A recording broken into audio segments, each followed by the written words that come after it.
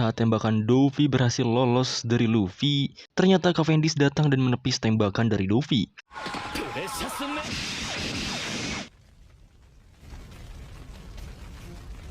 Luffy yang sedang fokus pada Dovi berteriak pada Cavendish untuk membawa mereka pergi dari daerah istana.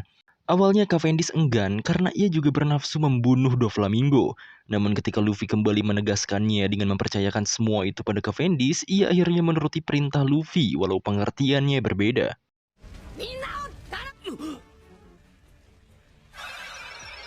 Ia akan memanfaatkan Barto yang seharusnya masih di bawah untuk membuat tangga lagi. Keadaan Law juga sangat miris, tapi Leo bisa menyambungkannya lagi dan mungkin Putri Menseri bisa mengobatinya.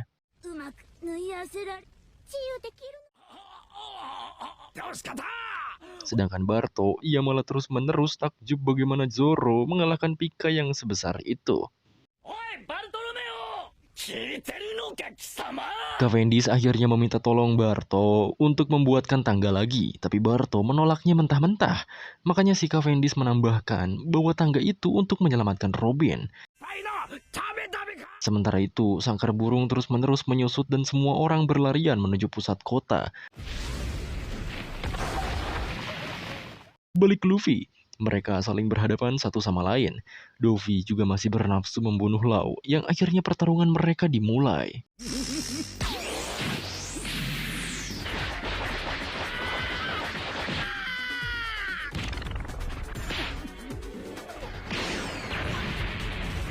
Di tengah pertarungan, Dovi juga mengatakan bahwa ia juga memperhatikan Luffy sejak mengalahkan Crocodile. Tentu, ia juga takjub dengan lonjakan harga buronan Luffy. Tapi setelah tahu ada nama D di tengah nama Luffy, ia lebih kaget.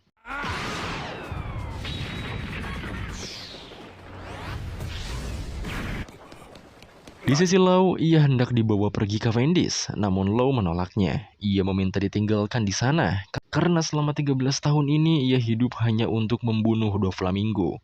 Law sudah melakukan apa yang ia bisa, dan sekarang menyerahkan semuanya pada Luffy. Jika Luffy bisa mengalahkannya, ia harus menyaksikan dengan matanya sendiri.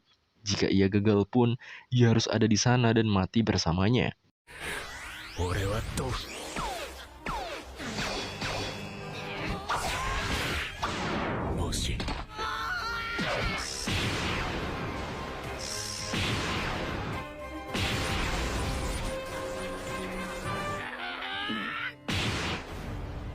Law terus memaksa, tapi Robin terus menegaskan bahwa Kapten Aliansi harus memiliki pemikiran yang sama. Lagi pula, Luffy berada di sini karena keinginannya sendiri. Ia tak akan mau bertarung kalau bukan karena keinginannya sendiri. Tapi lagi-lagi Law terus memohon. Karena bebal, akhirnya Cavendish menuruti Law, tapi Cavendish juga akan menemaninya di sana. Jika Law mati, maka selanjutnya adalah dirinya. Cavendish juga memberikan jubahnya pada Robin untuk menutupi punggungnya dan memintanya segera pergi sesuai perintah kaptennya. Saat hendak turun, Leo, Kabu, dan Menseri akan berada di sana karena mereka juga tak bisa meninggalkan Law yang terluka parah. Sangkar yang semakin dekat membuat Usopp panik, tapi Zoro malah hendak pergi dan meminta mereka mengikutinya. Sedangkan pertarungan Luffy dan Dovi semakin intens. Luffy berhasil memukul mundur, tapi Dovi tetaplah perkasa.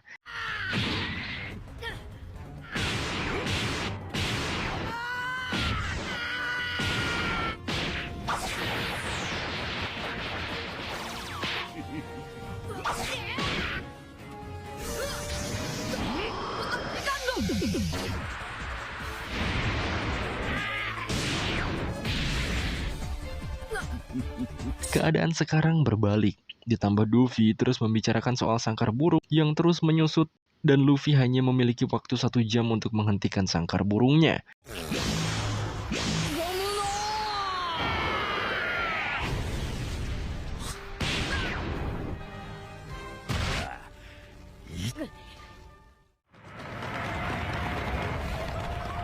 Bagi Dovi, Luffy terus menghalangi jalannya.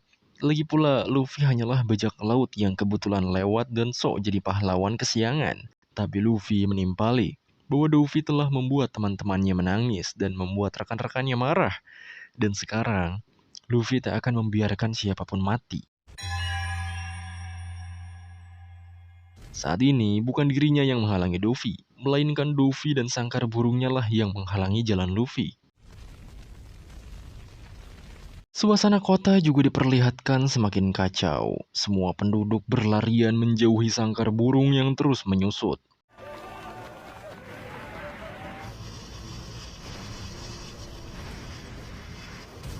Benang-benang itu memotong segalanya, bahkan gedung-gedung tinggi sekalipun.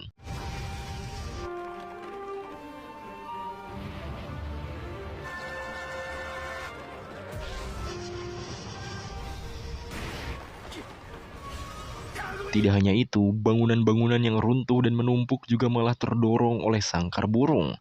Tentu keadaan ini benar-benar sangat kacau. Di lantai 2 juga sama. Para petarung mulai menyadari sangkar itu mulai menyusut. Menurut Baby Five, Doflamingo akan menghancurkan semuanya karena rahasia negeri ini telah terbongkar. Maka dari itu, karena keadaan semakin memburuk, saya meminta sisa petarung yang ada untuk membangunkan rekan-rekan mereka yang masih pingsan.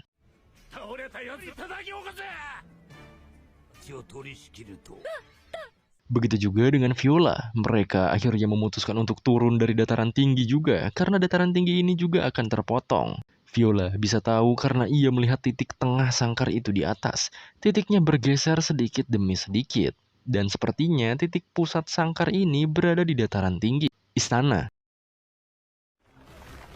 Zoro, Kanjuro, dan Kinemon juga berada di bawah sekarang. Dengan keadaan sekacau itu, Zoro berlari ke suatu tempat.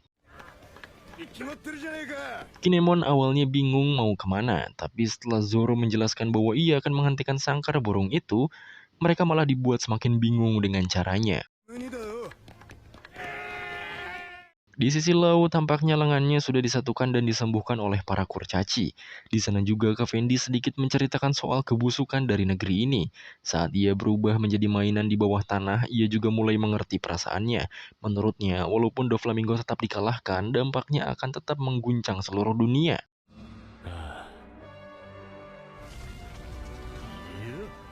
Balik ke pertarungan Luffy. Di sana, Luffy berniat menggunakan Gear Fourth yang tentu saja berbeda dengan Gear Second ataupun Gear Third. Pada intinya, ia akan jauh lebih kuat. Setelah Luffy melepaskan sendalnya, ia pun bertransformasi menjadi Gear Fourth Bone Man.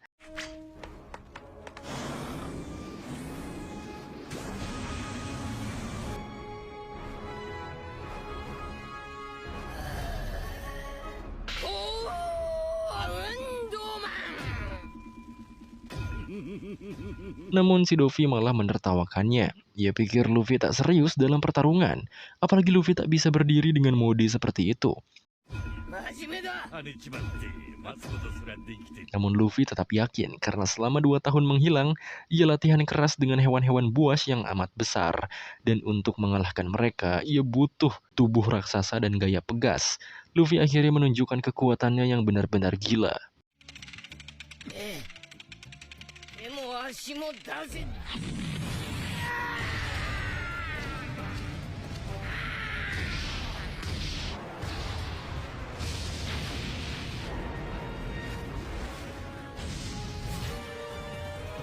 Luffy dengan cepatnya terhempas jauh ke pusat kota. Bahkan saking cepatnya, warga sekitar saja tak tahu apa yang melesat kencang dan meruntuhkan gedung seperti itu. Bukan hanya mereka, tapi rekan-rekan Luffy yang lain juga belum mengetahui hal tersebut. Viola sendiri semakin melotot ketika tahu kejadian yang sebenarnya.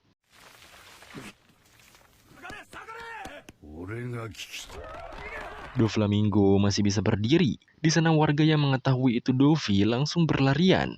Saking mengerikannya Luffy, 2 angkatan laut ini juga lemas kaki. Disitulah Luffy juga menyadari bahwa dirinya terlempar jauh ke pusat kota. Ia pun mendengarkan suara meletup-letup di udara yang ternyata Luffy mengejarnya dengan sangat cepat.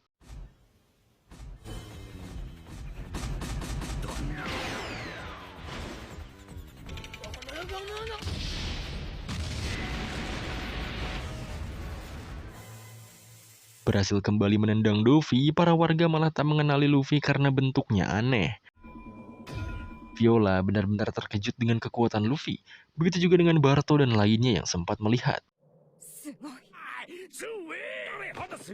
Barto benar-benar merasa beruntung karena bisa melihat form baru dari idolanya. Lagi-lagi Luffy kembali bangkit. Tentunya ia akan menunjukkan seberapa ganas dirinya.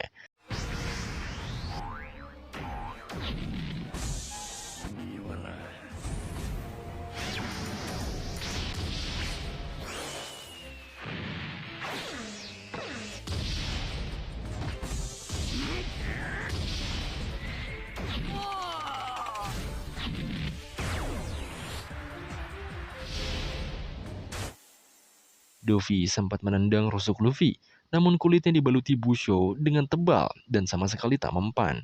Malah Luffy menyerang balik dengan pukulan super cepat dan memanjang seakan tidak ada batasan.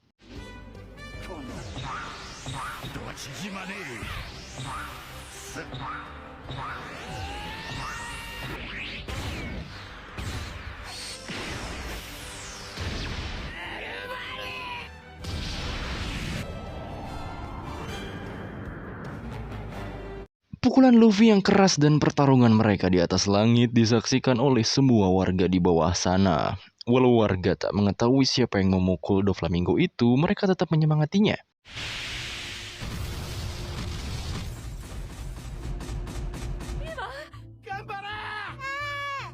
Law dan Cavendish juga takjub bagaimana Luffy bisa menghajar Doflamingo. Tapi menurut Law, Luffy sekarang terlalu banyak menggunakan haki.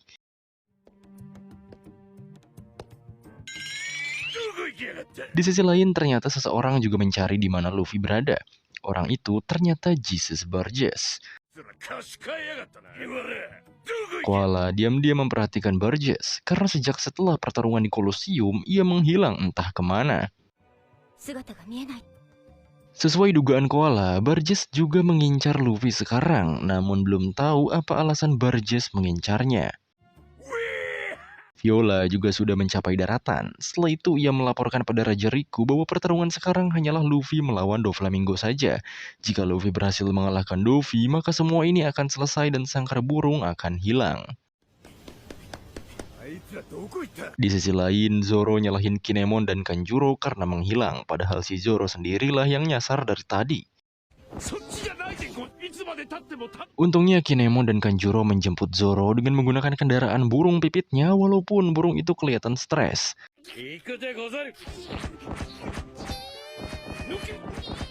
Sangkar burung Luffy semakin menyusut, bahkan sampai ke pabrik Smile daerah Franky. Makanya Franky memberitahu semua tontata yang masih berhasil menyelamatkan kurcaci lain di dalam pabrik itu.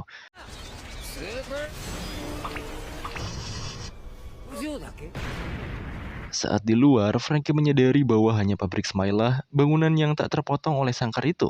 Hal itu pasti karena pabriknya dibangun dengan batu laut.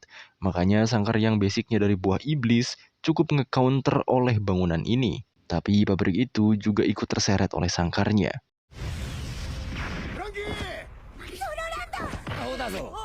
Zoro akhirnya sampai di tempat Franky. Makanya si Franky heran kenapa Zoro malah pergi ke pinggiran. Padahal tempat Zoro sebelumnya adalah titik tengah sangkar. Namun Zoro menjelaskan, sampai Luffy menyelesaikan semuanya, mereka harus mengulur waktu dengan cara menghentikan sangkar burungnya ini. Setelah Zoro pergi dan melihat kembali pabrik Smile, akhirnya Franky mengerti apa maksud Zoro. Balik ke Luffy, tampaknya Luffy memikirkan kombinasi serangan karet dan Bushoshoku. Walau Luffy bisa menggunakan kemampuan itu dengan baik, tapi kelihatannya dampaknya mulai terasa. Pasti ada resiko dari kemampuan itu. Saat Luffy mulai menyerang kembali, Luffy pun menggunakan benangnya untuk mengubah area yang disentuhnya.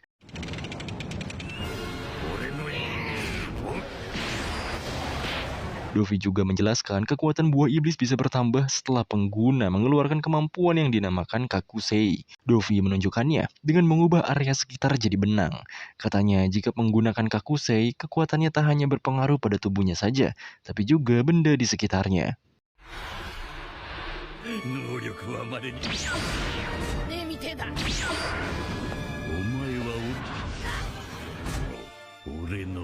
Keadaan juga semakin memburuk. Karena semakin lama Luffy menggunakan kekuatannya, ia jadi mencapai batasnya. Sedangkan organ dalam Luffy terus diregenerasi.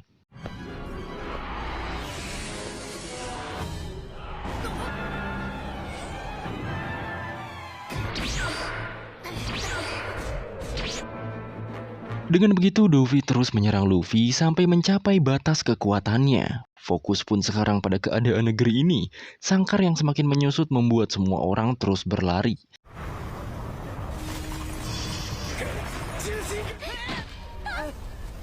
Selain itu, ada seorang nenek-nenek yang terjatuh. Ia juga meminta cucunya untuk terus berlari saja dan membiarkannya, karena ia sudah tak kuat berlari lagi. Para perawat di rumah sakit juga berusaha meminta bantuan orang lain untuk membawa pasien-pasiennya. Tapi tampaknya, orang-orang juga sibuk memikirkan diri mereka sendiri. Seorang ibu juga kehilangan anaknya, tapi orang-orang tak ada yang memperdulikan ibu itu. Pria yang lumpuh juga sudah pasrah dengan keadaan. Ia tak bisa berlari. Lagi pula jika ia berlari, tak ada jalan untuk membebaskan diri. Makanya ia terus duduk dan menunggu ajalnya. Seorang pria juga berusaha menyelamatkan rekannya dari reruntuhan. Rekannya itu meminta temannya ini pergi saja meninggalkannya. Begitulah keadaan Dressrosa sekarang. Di tengah puing-puing kota yang runtuh, jeritan kesakitan dan debu kehancuran yang menyelimuti udara. Seorang raja yang pernah dicaci dan dibuang, kini berdiri gagah bukan dengan senjata, tapi dengan suara harapan. Ia berbicara kepada seluruh orang di negara ini. Ia mengatakan bahwa sekarang mereka harus kembali bangkit. Anggota keluarga Don Quixote yang tidak tertandingi itu telah dikalahkan oleh para kesatria pemberani yang kebetulan berada di negeri ini. Para eksekutif keluarga hampir semuanya dikalahkan, dan satu-satunya musuh yang masih tersisa adalah Doflamingo sendiri.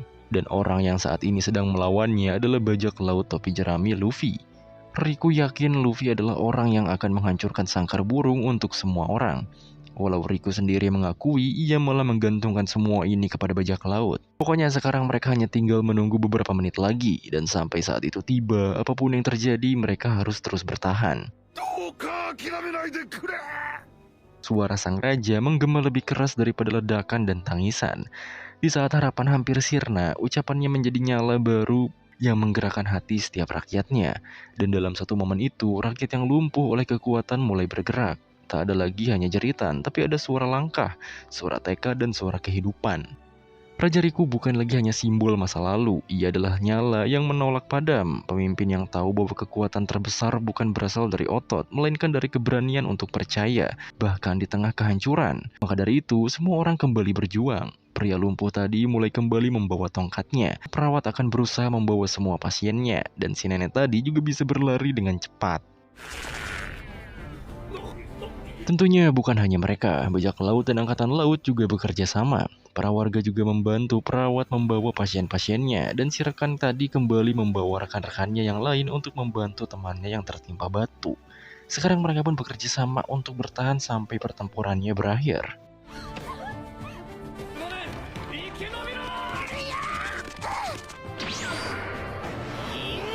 Semuanya terus berlari ke pusat kota dengan suasana di mana Doflamingo dan Luffy bertarung di atas mereka.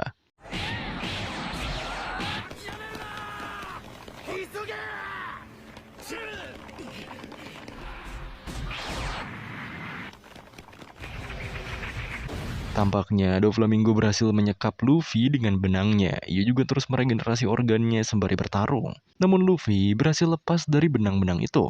Pertempuran di udara pun berlanjut.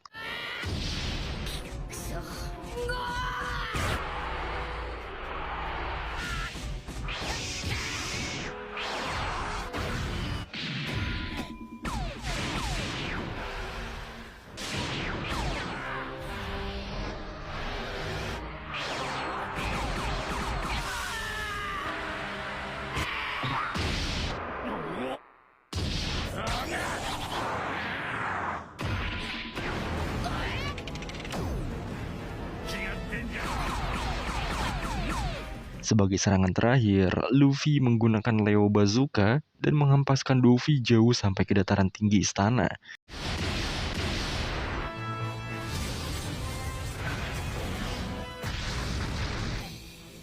Semua orang yang melihatnya terkejut, sepertinya Doflamingo berhasil dikalahkan.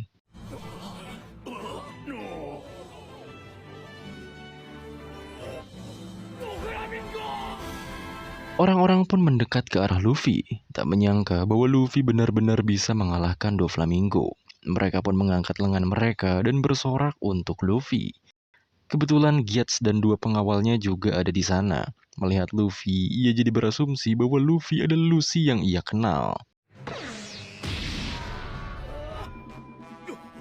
Gyats pun langsung tersenyum karena sejak Lucy bertarung di Colosseum, ia sangat terpesona padanya.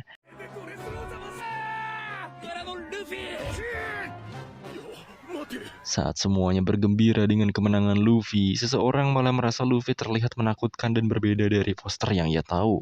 Makanya mereka terus-terusan nanya sama Luffy buat mastiin bener atau enggak.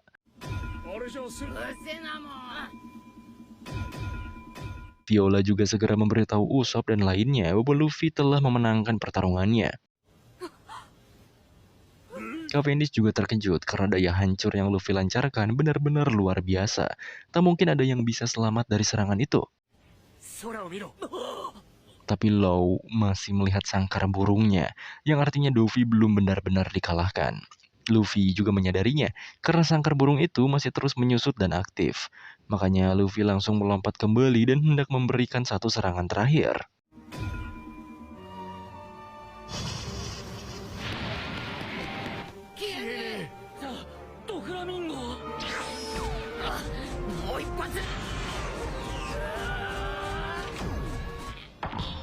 Namun buruknya, Luffy sudah mencapai batasnya. Ia langsung berubah kembali jadi form biasa dan kehabisan energi.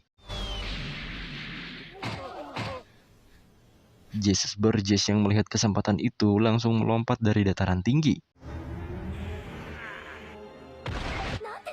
Koala juga terus berusaha menghubungi Sabo perkara Burgess ini, namun sayang Sabo tak bisa dihubungi.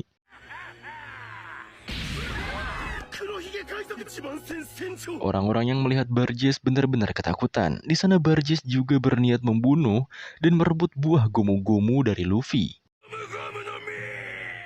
Luffy yang terkapar malah hanya diperhatikan saja oleh para warga. Mereka tampaknya ketakutan pada Luffy, karena mereka pikir Luffy sama seperti bajak laut lainnya.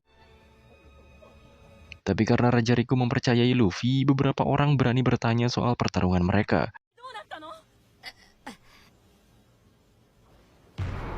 Belum saja Luffy menjawab dan berusaha berdiri, Doflamingo bergerak dan masih hidup. Tentunya orang-orang berlarian menjauhi mereka.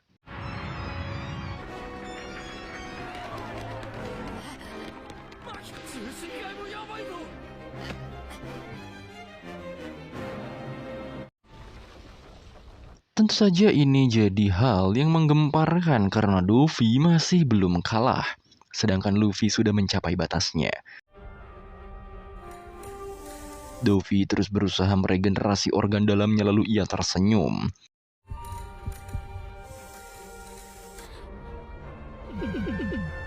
Luffy juga terus berusaha bangkit, namun ia benar-benar sudah mencapai batasnya. Ironisnya lagi, semua orang di sana meninggalkannya sendirian.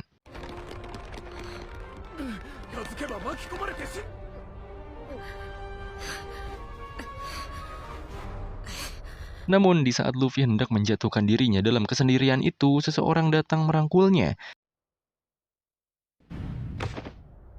Ia adalah Gyats yang tahu betul seberapa kuat orang ini. Gyats terus memastikan apakah Lucy adalah Luffy, karena jarang manusia bertubuh kecil yang bisa sekuat itu.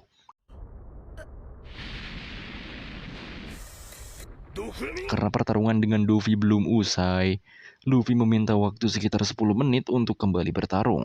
Karena setelah menggunakan Gear Fort, Luffy tak bisa menggunakan haki lagi selama 10 menit. Setelah 10 menit nanti, Luffy berjanji akan mengalahkan Luffy hanya dengan satu pukulan saja. Luffy juga selesai dengan perbaikan organnya dan ia siap kembali pada Luffy.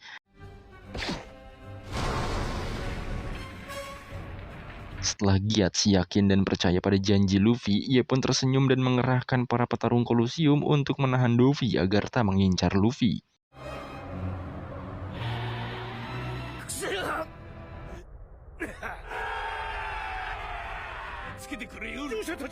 Para petarung Colosseum muncul, salah satunya Mumi, Meadows, Rolling Logan, dan Damask. Ketika Luffy sampai di bawah, senyumannya pudar melihat banyak sekali petarung Kolosium yang sok-sokan mau melawannya.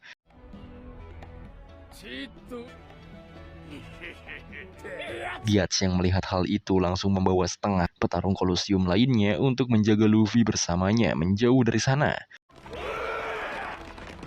Saat Luffy dibawa Gyatz, Luffy merasakan seseorang yang datang, yang ternyata ia adalah Barges.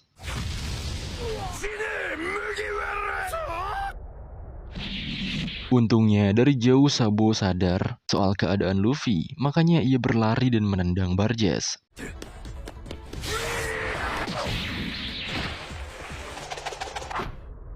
Tentu saja, para petarung Kolosium juga tahu bahwa Sabo adalah orang nomor 2 pasukan revolusi. Sabo juga mengakui bahwa dirinya adalah kakak dari Luffy. Bukan hanya Gyatz, tapi Barges juga baru tahu soal itu. Sabo menegaskan Ace juga pasti pernah berkata demikian. Makanya Barges akhirnya mengerti bahwa mereka bertiga adalah saudara. Apalagi Sabo cukup menyalahkan bajak laut Barges yaitu Kurohige yang jadi penyebab kematian Ace dan memicu perang dengan skala besar.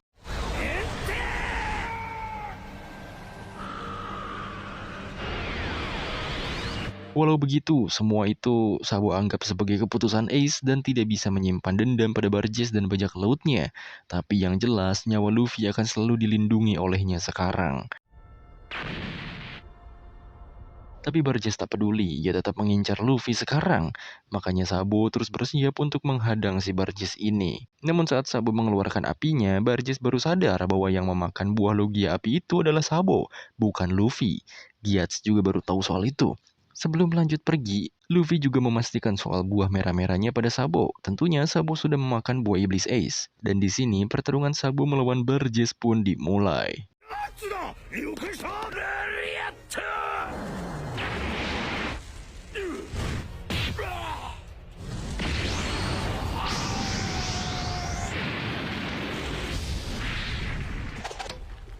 Setelah berhasil menghempaskan Barges, Sabo memvalidasi bahwa bajak laut Kurohige memang mengincar pemakan buah iblis. Makanya Barges sendiri langsung bernafsu padanya. Dalam pelariannya, Gyatz juga menanyakan soal buah iblis itu pada Luffy.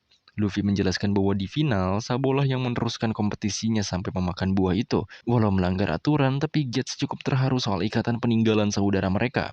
Yang penting Luffy harus lanjut bertarung sebagai harapan terakhir Dressrosa. Sedangkan Luffy sendiri mulai membantai para petarung Kolosium. Sebagian petarung lagi juga terus berjuang untuk menghambat Luffy walau kekuatan mereka tak ada apa-apanya.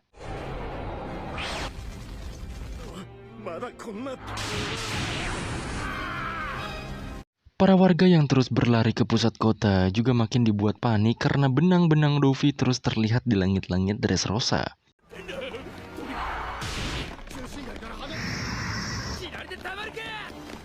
Di pusat kota, orang-orang akhirnya saling dorong-mendorong karena mereka tak bisa kemana-mana lagi. Arus dari berbagai arah berpusat di sini, makanya keadaan semakin chaos.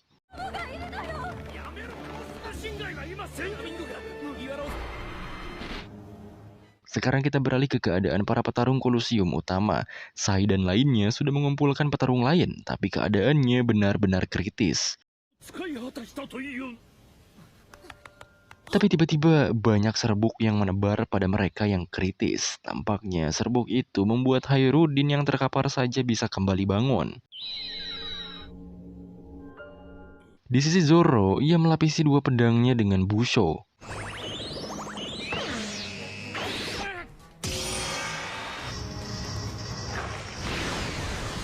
Lalu ia jadi satu-satunya orang yang benar-benar nyoba buat menghentikan sangkar burung ini. Kinemon juga dibuat gila karena apa yang dilakukan Zoro benar-benar mustahil.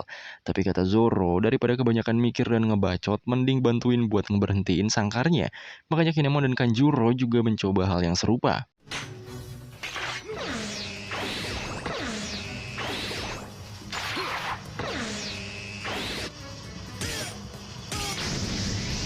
Dan sekarang mereka bertiga kayak orang gila nahan sangkar burung. Di depan pabrik Smile, Franky juga sama. Ia mengomando para Tontata untuk mendorong pabriknya untuk menghentikan sangkar burung.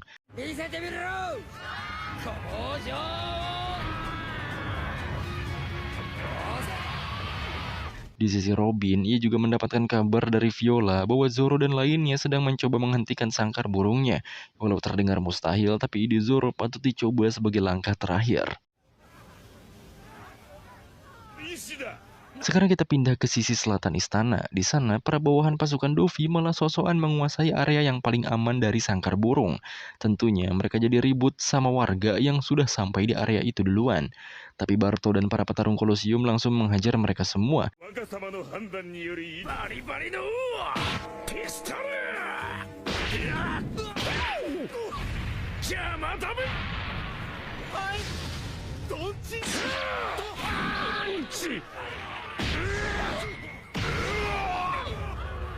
Para petarung yang sebelumnya sekarat juga bertanya-tanya mengapa mereka jadi bugar kembali.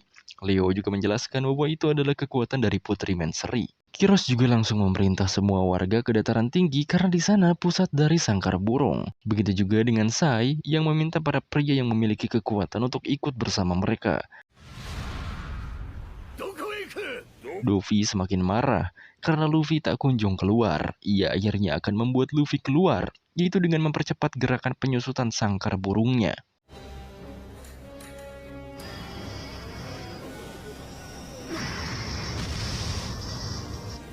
Para warga yang chaos di satu titik pusat kota tadi melihat sangkarnya bergerak cepat. Makanya mereka putus asa kembali. Raja Riku yang kembali mendengar keputusasaan seluruh warganya benar-benar tidak bisa apa-apa lagi. Sementara itu, pertarungan Sabo dan Barge semakin asik. Di tengah pertarungan itu, Sabo juga menyadari sangkarnya semakin cepat.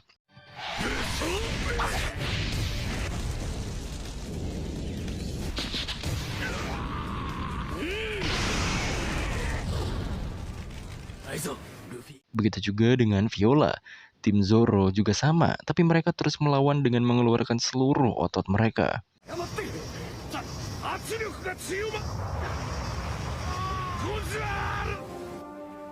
Franky dan para kurcaci juga semakin menggila mendorong pabriknya.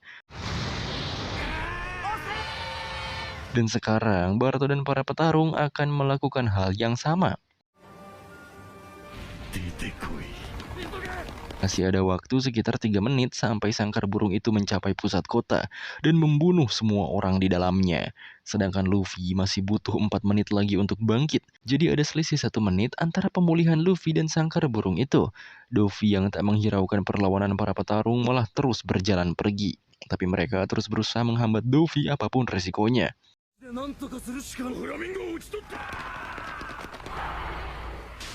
Balik ke Barto, di sana ia mencoba bariernya pada sangkar itu dan tidak terbelah sama sekali walau ikut tergeser. Makanya semua petarung pun mendorong barier Barto agar seperti yang dilakukan Zoro dan Franky.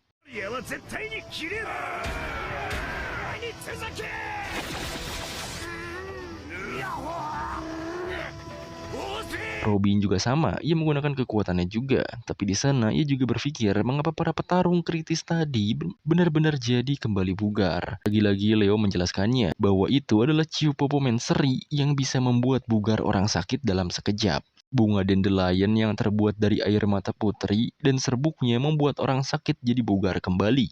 Seorang warga kakinya terkilir dan ketinggalan rombongan, tapi serbuk bunga Menseri datang padanya. Lalu si pria itu kakinya jadi normal kembali dan bisa berlari dengan cepat.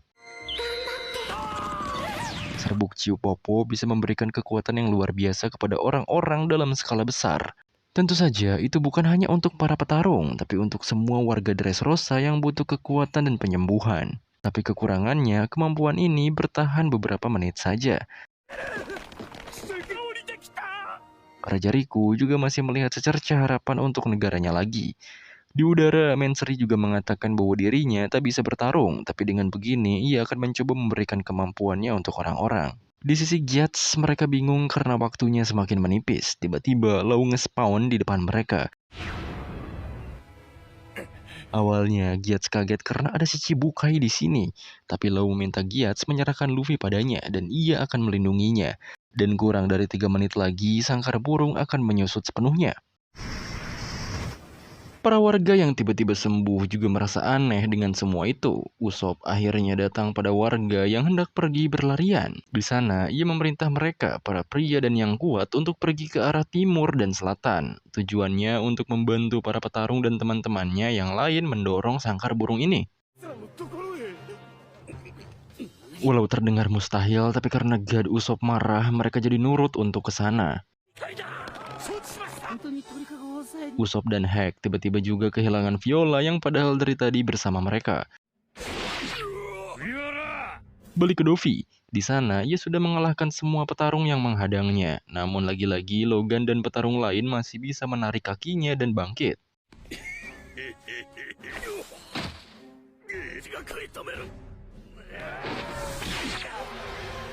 Viola juga tampak terkejut melihat Dovi yang semakin kejam. Sebagian penduduk sudah kebingungan harus kemana lagi. Di sana muncullah Rebecca dan memerintah mereka untuk pergi ke dataran tinggi istana karena di sanalah pusatnya.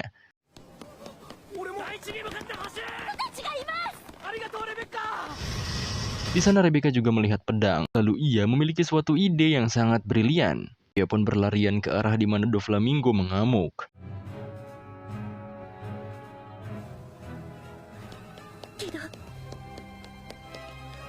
Ternyata di sana sudah ada Viola. Viola jelas meminta Rebecca pergi dari sana, tapi si Rebecca kagak mau. Di sana Viola akhirnya ngajak duel Doflamingo sebagai mantan anggota Don Quixote.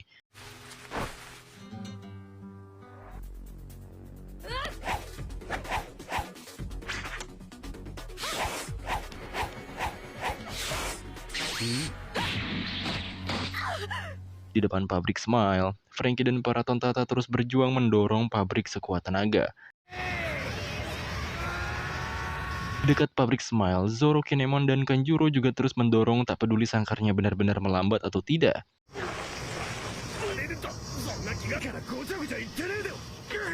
Dan di keadaan yang merepotkan seperti ini, Admiral Fujitora malah datang pada mereka.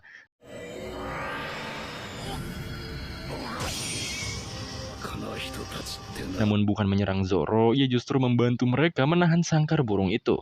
Bukan hanya Admiral, tapi para kapten dan semua angkatan laut juga membantu menahan sangkar. Mereka yang bisa menggunakan haki dan pedang bergabung dengan Zoro, dan yang tak bisa bergabung dengan Franky.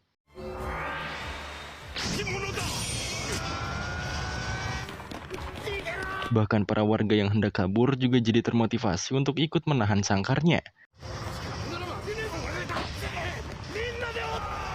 Sekarang di area Zoro dan Franky, mereka punya kekuatan besar untuk menahan sangkar ini. Bukan hanya di area Zoro dan Franky, tapi di area para petarung, para warga turut ikut menahan sangkar burung itu bersama-sama.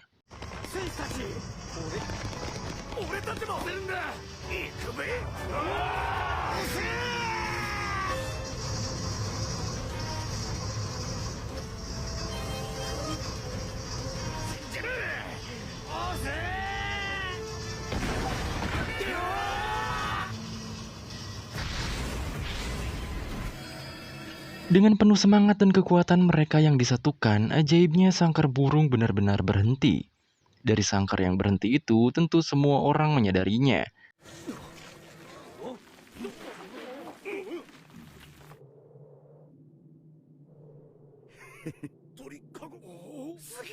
Tapi saat mereka terkejut akan hal itu, sangkarnya kembali bergerak. Kalau sangkarnya bergerak kembali, berarti perjuangan mereka tak sia-sia. Makanya mereka semua terus mengerahkan kekuatan mereka. Bahkan Tank dan Raja Riku langsung ikut serta menahannya.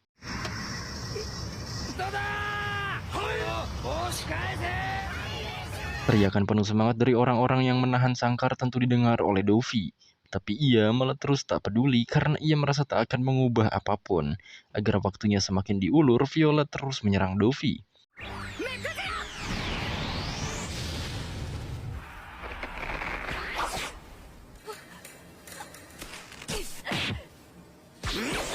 Viola yang lagi-lagi terkapar dimainkan oleh Dovi. Ia dikendalikan dengan benang-benangnya. Dan selanjutnya Dovi juga memainkan Rebecca untuk menghunuskan pedangnya pada Viola sendiri. Tentu saja si Rebecca lagi-lagi membebani bibinya sendiri karena malah ngajedog pas bibinya ngulur waktu, yang ujung-ujungnya ia bermanfaat bagi Dovi. Sangkar juga mulai memotong dataran tinggi sedikit demi sedikit, sedangkan Gyatso yang naik ke dataran tinggi istana menanyakan waktu Luffy untuk kembali bangkit. Sekarang Sangkar butuh waktu 1 menit untuk menyusut sepenuhnya, sedangkan kebangkitan Luffy juga sama, yaitu 1 menit. Para warga yang tak membantu mendorong berlarian menuju titik tengah Sangkar, yaitu dataran tinggi istana.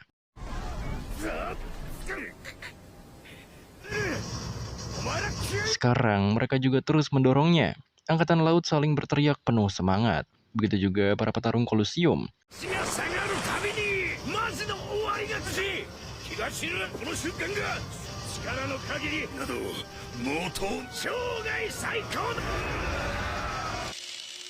Di momen genting dan berpacu dengan waktu seperti ini, Dovi menikmati permainannya dengan Viola dan Rebecca.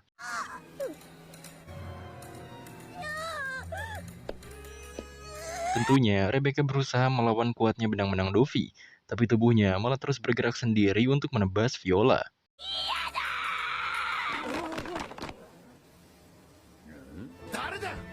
Di tengah Dressrosa yang nyaris runtuh, saat langit tak lagi membawa cahaya, ada suara menggema menembus debu dan teriakan. Bukan suara seorang pahlawan, bukan panggilan dari keluarga kerajaan, tapi suara seorang komentator Kolosium, yaitu Gyatso. Saat semua mata menatap kehancuran dan tubuh topi jerami terkapar tak bergerak, banyak yang mulai kehilangan harapan. Namun Gyatso berdiri, bukan karena ia kuat, tapi karena ia tahu janji dari seseorang. Seseorang itu adalah Lucy, sang petarung misterius yang pernah mengguncang Kolosium.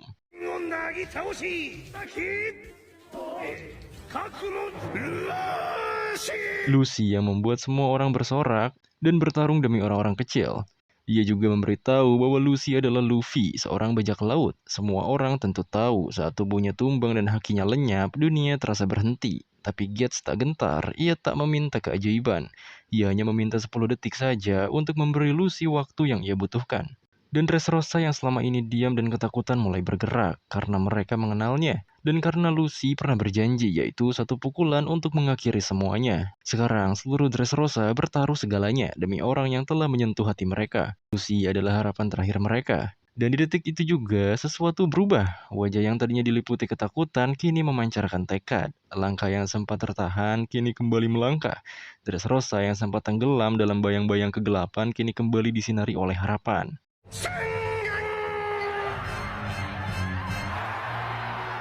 Untuk mengingatkan semua orang, selama ada satu harapan yang berani bangkit, maka harapan takkan pernah mati.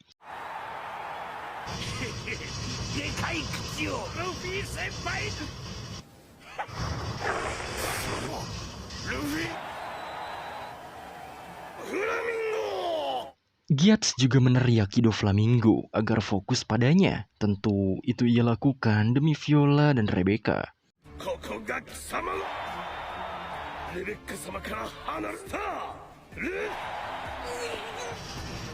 Beberapa petarung yang sebelumnya kritis akhirnya buff dari Menseri habis dan malah kembali terkapar.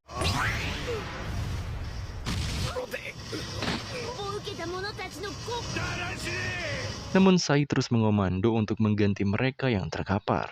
Para warga pun terus berteriak bersama Gyatso untuk kebangkitan Luffy.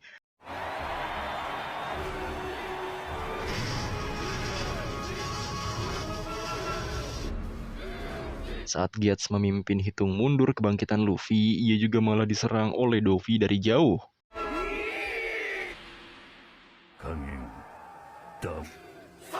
Namun karena suasana telah kembali positif, Gyatso masih berusaha berdiri dan berteriak.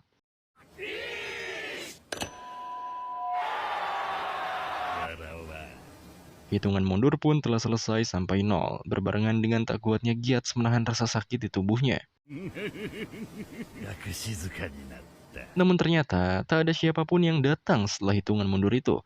Malah Dovi terus memainkan Rebecca untuk segera membunuh Viola. Rebecca pun langsung menebas Viola dari atas ke bawah.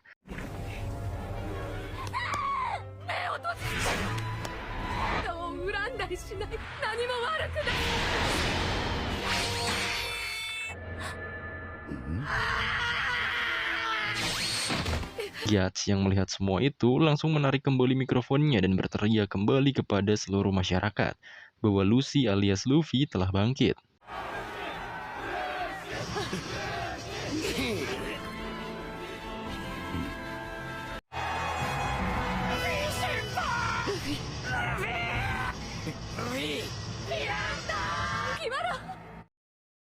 Sekarang Luffy berhasil bangkit dan berdiri paling depan menghadapi Doflamingo. Semua harapan dari negara ini bergantung padanya. Namun Luffy belum gentar, ia malah tahu bahwa yang kembali hanyalah hakinya saja. Untuk berdiri, Luffy masih kesulitan. Tapi Luffy membaliknya bahwa Luffy juga sama. Sekarang Luffy juga menyerang Rebecca, tapi untungnya Law melakukan hal yang serupa lagi.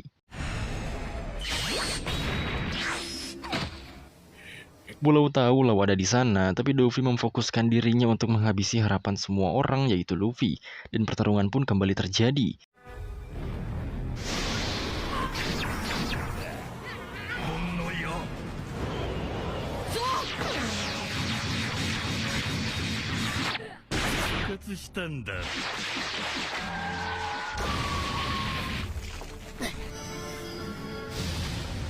Benar saja, Luffy dihabisi tanpa diberikan kesempatan untuk bergerak. Bahkan Gyat sendiri rasanya lemas melihatnya.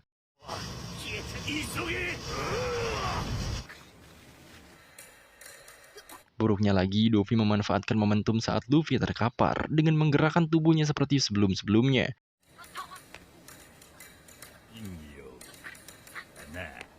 Saat Luffy benar-benar terpojok, Luffy mengingat ucapan Rayleigh saat latihan dulu. Teknik Konggan yang dibangga-banggakan Luffy itu tak mempan pada monster yang kuat dan jauh lebih besar. Makanya Rayleigh di sini mengajari lagi sesuatu yang lebih hebat.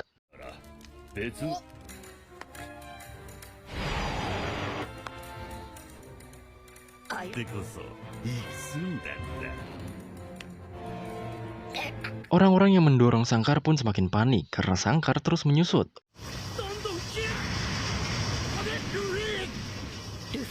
Walau Luffy masih dikendalikan benang Dovi, ia menggunakan Gear Forward lagi dan memutus kendali benangnya.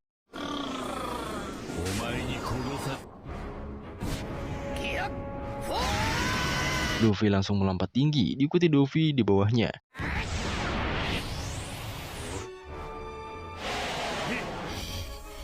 Di momen itu, Dovi sempat-sempatnya memprovokasi Luffy dengan mengatakan bahwa Luffy dan semua manusia lain memang layak dikendalikan olehnya. Tapi Luffy yang semakin emosi langsung membuat sebuah serangan yang lebih gila dari Konggan.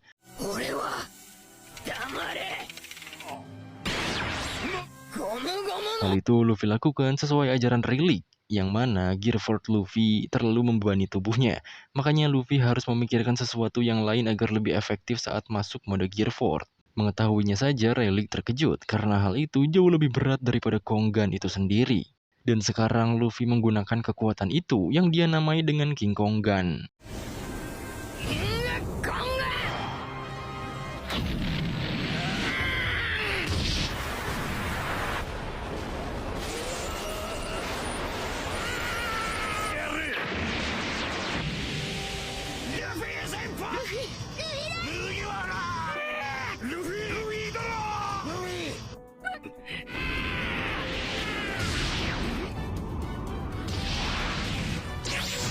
Dengan begitu, Dovi terhantam King Konggan dan menghantam dataran yang langsung terbelah berkeping-keping.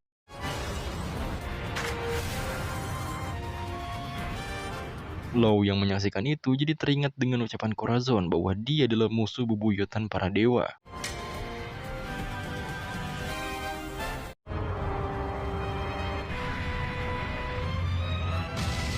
Dan benar saja dataran Dressrosa itu sampai runtuh dan membuka pelabuhan bawah tanah.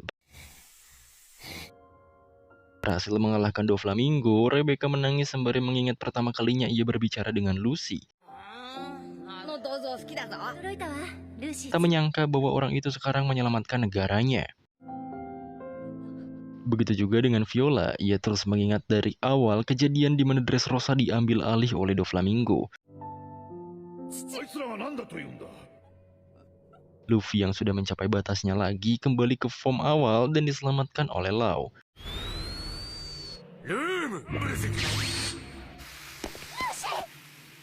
Luffy yang jatuh sampai ke dasar bawah tanah juga benar-benar sudah kalah sepenuhnya. Para warga yang masih menunggu soal hasil siapa yang memenangkan duelnya terus berteriak pada Gyats. Di samping itu, seluruh warga angkatan laut, bajak laut, dan juga para petarung melihat ke atas langit dan menyaksikan sangkar burungnya menghilang.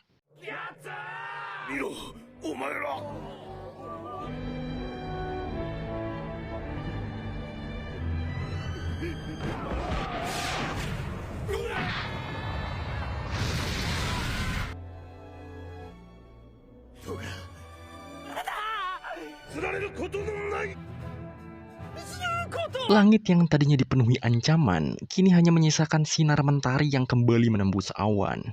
Dan di tengah kota yang luluh lantak, suara Gyats kembali terdengar. Namun kali ini bukan teriakan penuh panik, bukan himbauan untuk bertahan. Ini adalah pengumuman terakhir. Dengan napas tercekat, suara Gyats menggema di seluruh penjuru negeri. Pertarungan telah berakhir. Dan saat kata-kata itu meluncur, semua orang berhenti. Waktu seakan membeku, dan Gyats pun memberitahu mereka bahwa pemenangnya adalah Luffy si topi jerami. Sejenak sunyi, seolah dunia butuh waktu untuk memahami apa yang baru saja terjadi. Lalu kemudian tangisan pecah, sorak-sorai meledak. Rakyat Dressrosa yang telah ditindas bertahun-tahun akhirnya mendengar kata yang mereka pikir tak akan pernah datang, yaitu kebebasan. Dan perlahan, sangkar burung itu menghilang. Simbol penjara besar milik Doflamingo rontok hancur larut bersama bayang-bayang. Kekuasaan yang telah lama menjerat mereka, langit yang sebelumnya dikurung kini terbuka luas.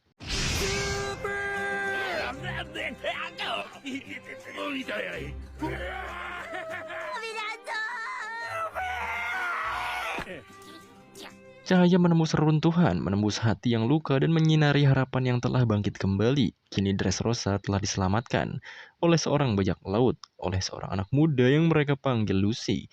Dan nama itu untuk selamanya akan hidup dalam hati mereka. Kocaknya, Kinemon, Kanjuro, dan burung pipit mencoba menginjakan kaki mereka di luar bekas sangkar burung. Dan mereka bahagia karena sudah bebas. Frankie juga cukup terharu karena ia menyaksikan semuanya dari awal, apalagi ucapan prajurit mainan saat itu. Di sisi Kiro sendiri, ia terus-terusan terharu dan menangis mendengar kebahagiaan dari seluruh warga Dressrosa, apalagi masa lalu yang ia rasakan, dengan keluarga Raja Riku sampai negara dikuasai oleh Doflamingo. Sebuah negeri yang hampir hancur, tidak selalu dalam ketidakberuntungan. Hari ini, orang-orang di negeri ini bergembira dan menangis di antara puing-puing kota.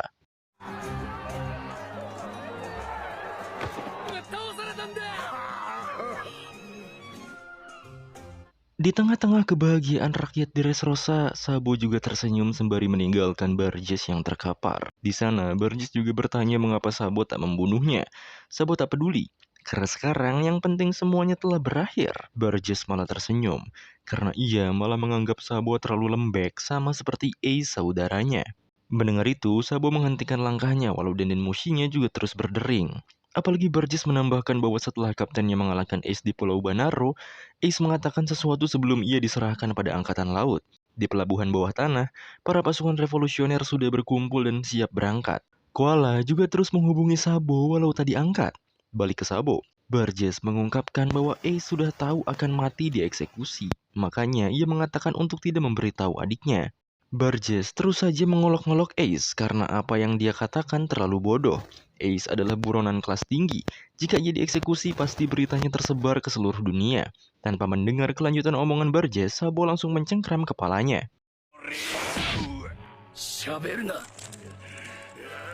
Ia mengatakan bahwa dirinya selalu memikirkan Ace setelah kematiannya itu.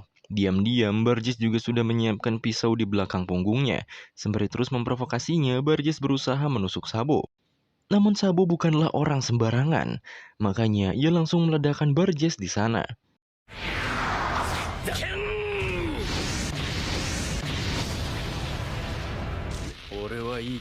Setelah selesai dengan Barges, Sabo mengangkat panggilan dari Koala. Tentu saja, Koala langsung memberitahu bahwa Barges sedang mengincar Luffy.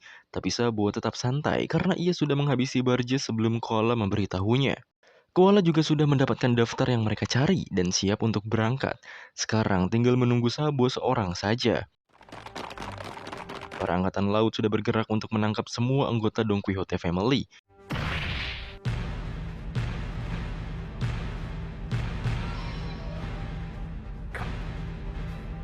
Mereka telah menangkap 8 anggota eksekutif dan 3 eksekutif tertinggi. Tentu dengan Doflamingo juga sebagai ketua dan seluruh bawahan lainnya. Para petarung Kolosium juga hanya menonton saja. Baby Five juga tadi tangkap karena Sai menganggapnya bagian dari kelompoknya. Apalagi Sai juga mengatakan bahwa Baby Five akan tinggal bersamanya. Angkatan Laut yang sedang memborgol Dovi sepertinya sedang menanyakan soal laporan pada markas. Tapi sepertinya Fujitora melarang siapapun untuk melapor ke markas terlebih dahulu. Maynard selaku wakil admiral juga siap dengan dinding musi visualnya. Ia pun sepertinya akan menuruti perintah Fujitora. Fujitora juga berjalan ke suatu tempat. Di jalan itu ia banyak mendengar kebahagiaan dari rakyat Dressrosa. Di Pulau Apple Nine atau negara tetangga Dressrosa, para warga di negara itu menyimak dinding musi visual dari Dressrosa yang katanya Dressrosa akan menyiarkan sesuatu.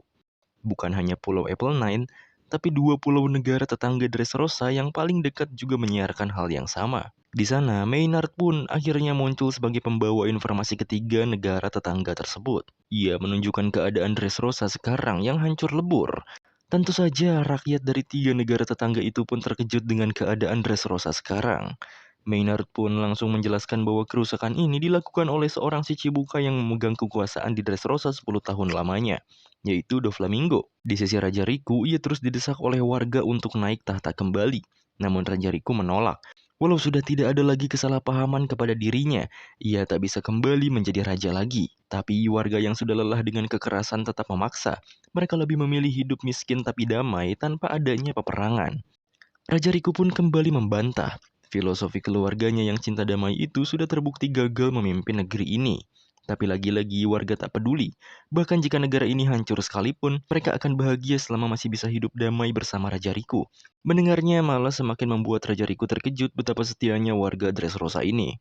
Di keramaian itu, Raja Provence yaitu Elizabeth II sekaligus sahabat Raja Riku tertawa sembari mendekatinya. Tiba-tiba, pengawal keluarga kerajaan mendekati Raja Riku dan memberitahu bahwa nenek Mushi dari negara-negara tetangga mulai berdering. Tentu saja, itu kelakuan Raja Elizabeth II yang sudah memberitahu sebelumnya pada negara-negara tetangga bahwa Raja Riku akan kembali memegang tahta Dressrosa. Elizabeth mengajak Riku untuk kembali, apalagi raja-raja yang lain sudah menunggunya. Seseorang juga memvalidasi hal itu, yang ternyata Fujitora dengan seluruh pasukan angkatan lautnya. Tentu saja, semua kejadian itu sengaja disiarkan pada 3 negara tetangga sebelumnya. Di sini Fujitora mengatakan suatu hal. Semua masalah ini disebabkan oleh seorang bajak laut kejam yaitu Doflamingo. Doflamingo bisa disetujui menjadi raja di negara ini karena di bawah sistem Ouka Shichibukai. Dan yang mengizinkan mereka untuk memerintah negara ini tak lain adalah pemerintah dunia itu sendiri.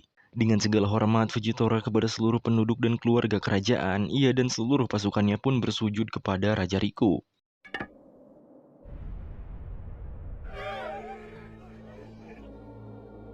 Atas nama pemerintah, Fujitora meminta maaf sebesar-besarnya. Ia juga mengatakan bahwa mereka sangat menyesali apa yang telah mereka lakukan. Semua yang melihat momen tersebut bertanya-tanya. Banyak reporter juga yang mulai meliput momen itu. Angkatan laut itu berada di bawah kendali pemerintahan. Dan salah satu admiral sebagai kekuatan terbesar mereka bersujud meminta maaf pada Raja Riku dan negeri ini. Tentu saja, hari ini akan ada berita yang menggemparkan dunia. Kemegahan semu dan terungkapnya kebenaran dari sebuah negara besar Dressrosa. Dikalahkannya broker terbesar di dunia yaitu Doflamingo, serta bersujudnya Admiral Fujitora. Insiden besar yang selama ini terkurung dalam sangkar, akhirnya terlepas ke seluruh dunia.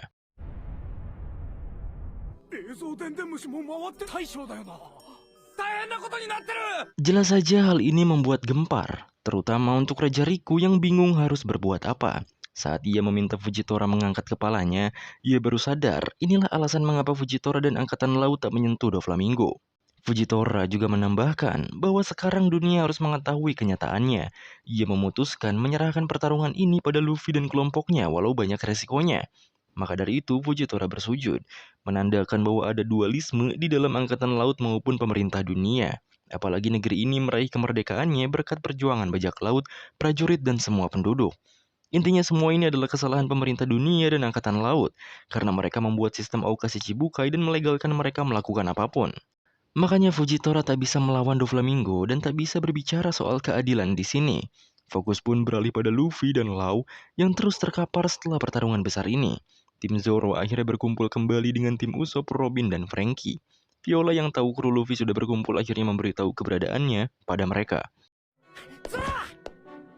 なあ全て俺スーパーじゃねえよこの海パン教えてあげましょう Di sisi Kiros sebagai komandan, akhirnya ia berkumpul dengan para prajurit Tontata. Setelah bertahun-tahun mereka bersama untuk menjatuhkan Doflamingo, akhirnya misi mereka berhasil. Dengan penuh kesedihan, mereka pun membubarkan pasukan anti Doflamingo ini.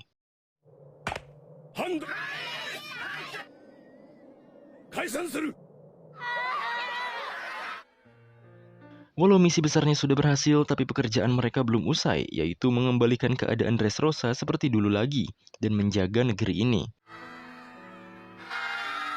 Balik ke Raja Riku, Fujitora akhirnya selesai dengan siarannya. Raja Riku juga meminta tank menyiapkan tempat istirahat untuk para bajak laut dan semua prajurit, lalu mengurus para penduduk yang kehilangan tempat tinggalnya.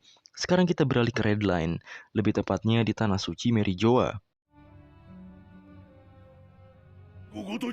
Di sana, Akainu sebagai Fleet Admiral marah-marah pada Gorosei karena mereka telah mengizinkan apa yang Doflamingo lakukan, yaitu pengunduran diri Doflamingo yang palsu.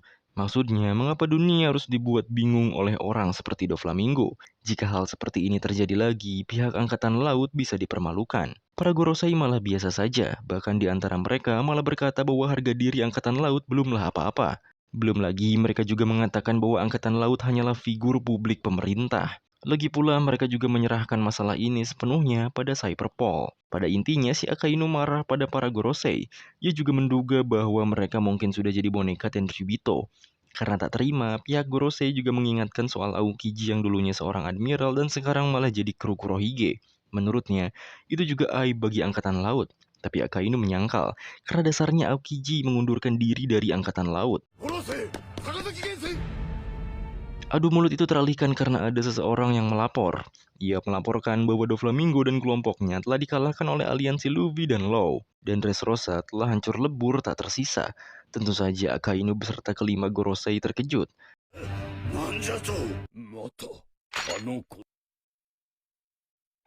Selain itu, masih ada satu masalah gawat lagi. Rekaman dan cerita yang dikirimkan pada 3 negara tetangga Dressrosa telah menyebar dengan cepat. Berita itu telah tersebar ke seluruh dunia dan menimbulkan kehebohan besar. Beberapa negara yang sedang berperang juga memutuskan untuk menyerah karena Doflamingo telah dijatuhkan. Otomatis mereka tak dapat pasokan senjata. Dan dari hal tersebut, peperangan akhirnya berakhir. Semua yang terafiliasi dengan Doflamingo atau Joker marah dan kebingungan soal senjata, perjanjian buah iblis, ataupun Smile. Mereka jadi menaruh dendam pada aliansi Luffy dan Law. Selain itu, sepertinya Osuru dan juga Sengoku yang sekarang sebagai Inspektur Jenderal Angkatan Laut menuju Dressrosa. Berita besar dari Dressrosa menyebar dengan cepat di seluruh dunia. Bajak laut generasi terburuk juga mendengar berita tersebut. Generasi terburuk atau Worst Generation termasuk 11 bajak laut pemula dengan harga lebih dari 100 juta yang 2 tahun lalu berkumpul di Sabaudi Archipelago. Mereka adalah para pengacau yang terlahir karena perubahan era dan memegang kunci perang dunia di masa depan. Contohnya seperti Jewel Riboni yang sedang berada di sebuah kota. Ia di sana membaca berita itu dan merasa senang bisa satu generasi dengan Luffy dan Law. Di suatu langit yang ditinggalkan, Uroge juga sedang bersantai, tapi malah direcoki oleh bawahannya. Bawahannya itu memberitahu ada seseorang yang datang. Di suatu tempat di lautan, BG juga sama. Ia memuji kehebatan Luffy dan Law, namun sekarang mereka sedang berfokus menangkap Caesar.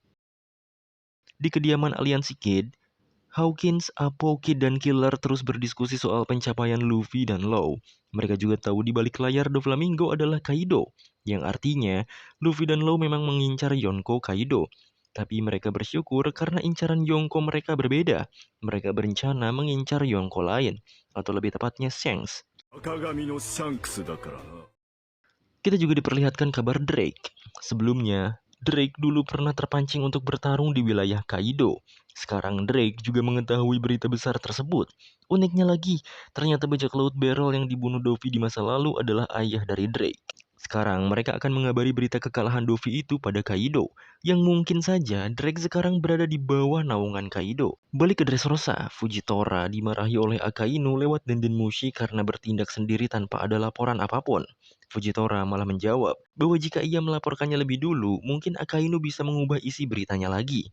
Fujitora juga teringat ucapan Smoker, di mana Smoker mengharapkan sistem Aokasi Chibukai harus diakhiri. Karena Smoker menyaksikan bagaimana Crocodile menunjukkan watak aslinya, mereka sebagai angkatan laut tak bisa melakukan apa-apa. Dan jika kelompok topi jerami tak ada, mungkin kerajaan Alabasta sudah menjadi negeri bajak laut seperti Dressrosa saat ini. Gobloknya lagi, pemerintah malah memberitakan kalau itu pencapaian dari angkatan laut. Di suatu lautan, Smoker juga membaca berita itu. Ia tak menyangka Fujitora benar-benar melakukan siaran itu.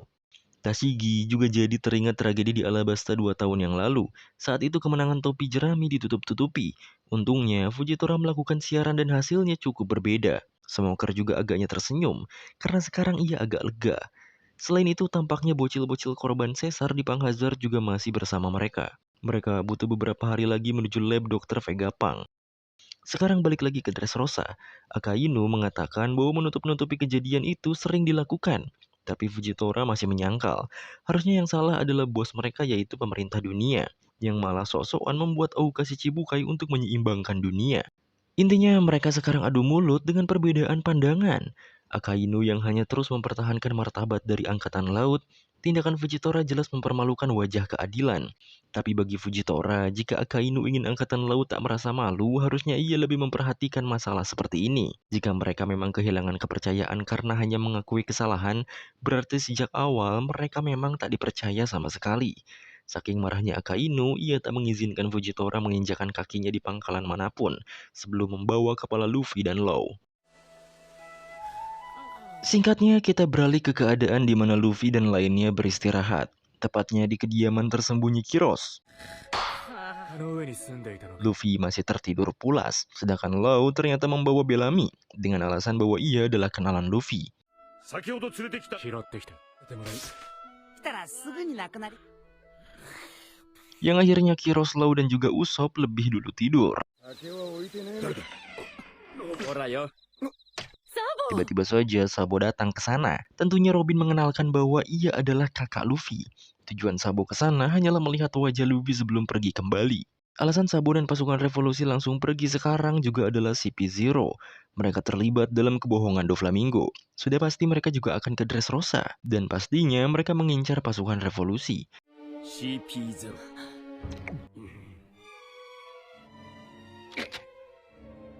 Selain membicarakan soal itu, mereka juga membicarakan bahwa Luffy lah yang paling terkejut karena Sabo masih hidup. Karena selama ini, Ace ataupun Luffy menganggap Sabo sudah mati. Sabo pun menceritakan bagaimana dirinya bersama Ace dan Luffy menjadi saudara, menjalani hari bersama dan memiliki cita-cita yang sama. Suatu hari insiden tragis terjadi, di mana saat Sabo hendak berlayar sendirian akibat dikurung oleh orang tuanya, ia malah bertemu dengan kapal Tenryubito dan ditembak sampai hangus.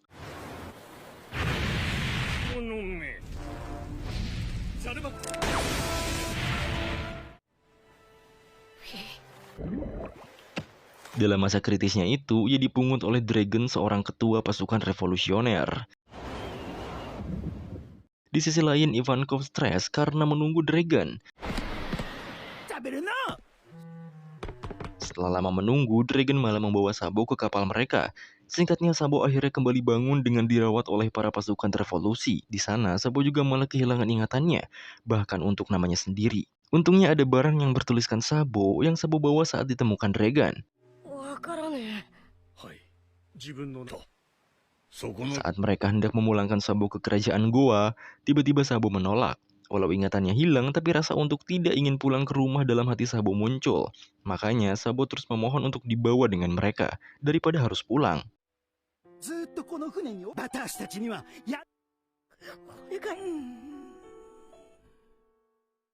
Balik ke masa sekarang, di malam itu juga para petarung Kolosium beristirahat di istana yang masih dibangun kembali. Karena mereka tidur bareng, Barto agak trauma pada Cavendish dan malah mengikatnya dengan rantai. Balik pada Sabo, ia memang tak mengingat apapun dan hanya memiliki rasa untuk tidak mau kembali ke kampung halamannya. Cerita pun dilanjutkan. Saat itu, Sabo akhirnya dibawa ke markas besar revolusioner yaitu Baltigo. Di sana Sabo dilatih oleh Hack bersama anak-anak lainnya. Tapi latihan itu membuat Sabo lemas dan memilih latihan sendiri. Hack yang menganggap Sabo tak sopan berusaha memberinya pelajaran. Namun nyatanya, kemampuan Sabo memang di atas rata-rata.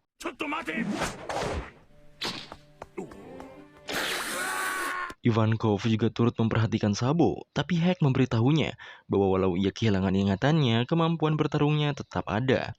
Singkatnya, Sabo menjalani hari-harinya di Baltigo. Ia belajar bersama Inazuma dan latihan fisik bersama Hack.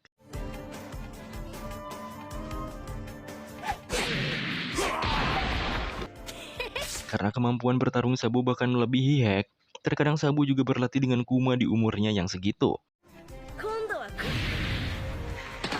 Di momen-momen Sabo berlatih dengan orang-orang hebat, si Ace dan Luffy lagi merenung soal saudara mereka yang telah meninggal. Singkatnya, Sabo pun sudah berumur 12 tahun. Ia juga dekat dengan koala di sana. Lagi-lagi, Sabo mengasah kemampuannya dengan Kuma.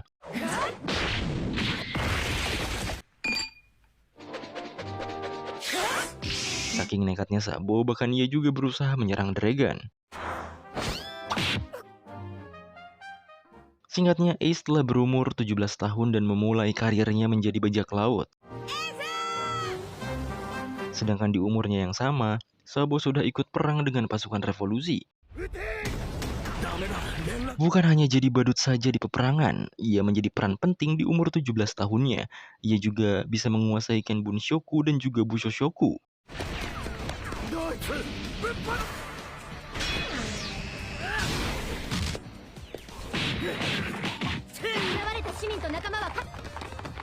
Bahkan saat ia sudah dikepung musuh, ia bisa menyelesaikan semuanya dengan tenang dan bersih.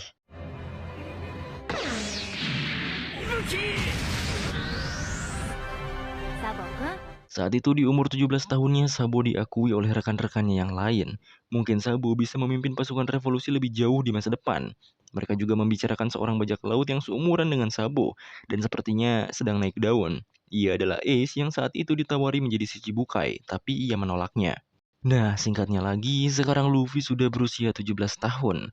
Luffy akhirnya menginjakan kakinya di lautan untuk menempuh karirnya sebagai nelayan penyelamat negara.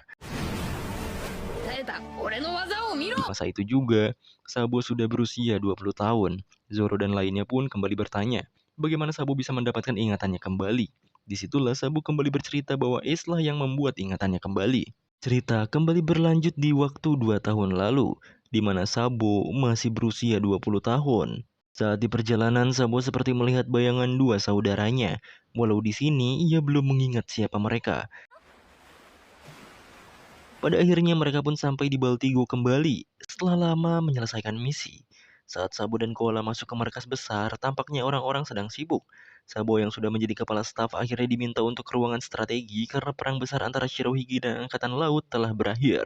Di sana juga sudah ada Dragon. Informasi juga sudah terkumpul, yang mana Shirohige sebagai Yonko kalah dan mati secara terhormat. Dan selain Shirohige yang tewas, Ace yang hendak dieksekusi juga tewas dalam peperangan itu. Seketika langkah Sabo berhenti ketika mendengarnya. Beberapa pasukan juga menanyakan kebenaran soal Luffy sebagai anak Dragon di koran itu, dan Dragon juga mengiyakannya. Sabo langsung membawa koran di dekatnya dan melihat isi berita itu. Wajah Ace yang ia lihat di koran itu membuatnya terus merasakan ingatan di masa lalu dan keringat mengucur di wajahnya.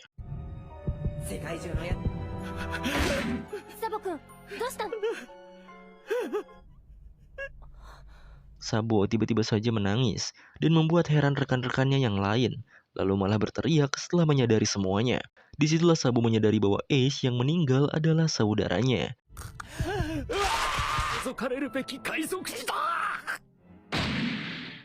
Singkatnya, Sabo akhirnya siuman dari pingsan panjangnya. Koala juga agak khawatir karena Sabo demam tinggi dan pingsan selama 3 hari. Di sini, Sabo mengatakan bahwa ia sudah mendapatkan ingatannya kembali. Tapi walau begitu, Sabo tetap akan berada di revolusioner dan melanjutkan tugas-tugasnya. Ia pun sekarang akan berbicara dengan Dragon. Begitulah cerita Sabo. Kinemon, Kanjuro, dan Franky terharu sampai nangis. Tapi si Zoro malah ribut sama Kinemon karena minumannya dihabisin.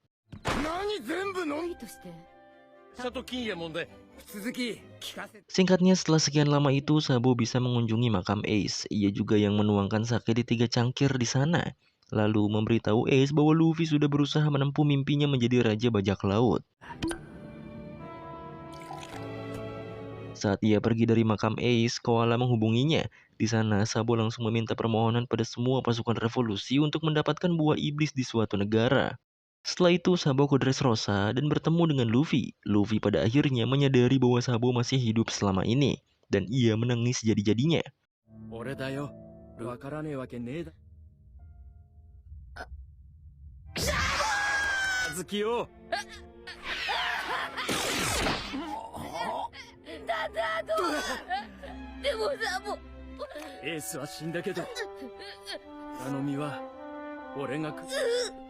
Saat itu, Luffy juga disibukkan karena teman-temannya sedang membutuhkannya. Untungnya ada Sabo yang akan menggantikannya untuk mendapatkan buah iblis itu.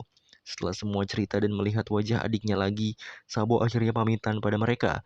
Ia juga sudah membuatkan favorite card Luffy, dan ia akan membawanya sedikit. Ace di masa lalu, Sabo pergi sembari menitipkan adiknya pada mereka. Makanya Zoro teringat Ace zaman di Alabasta dulu yang mengucapkan hal yang sama. Setelah ia mengabari Hack dan siap untuk pergi, ia pun dijemput oleh burung-burung hitam. Di sisi Fujitora, ia mendapat laporan bahwa pasukannya telah menemukan persembunyian Luffy dan Law. Tapi berdasarkan hasil dadunya, Fujitora tak akan menangkap mereka malam ini. Para warga juga bertanya-tanya kemana Lucy setelah mengalahkan Doflamingo. Meskipun mereka adalah bajak laut ataupun kriminal, mereka tetaplah penyelamat mereka. Rebecca sendiri berlari menemui kakeknya. Di sana ia menanyakan di mana Lucy berada. Untungnya Raja Riku sudah dihubungi Kiros dan mereka sedang bersamanya. Selain itu, jika Riku kembali jadi raja, maka Rebecca harus siap jadi putri. Balik ke Sabo, ternyata burung gagaknya bisa diajak ngobrol. Sabo berniat menceritakan soal Luffy pada Dragon setelah balik ke Baltigo nanti.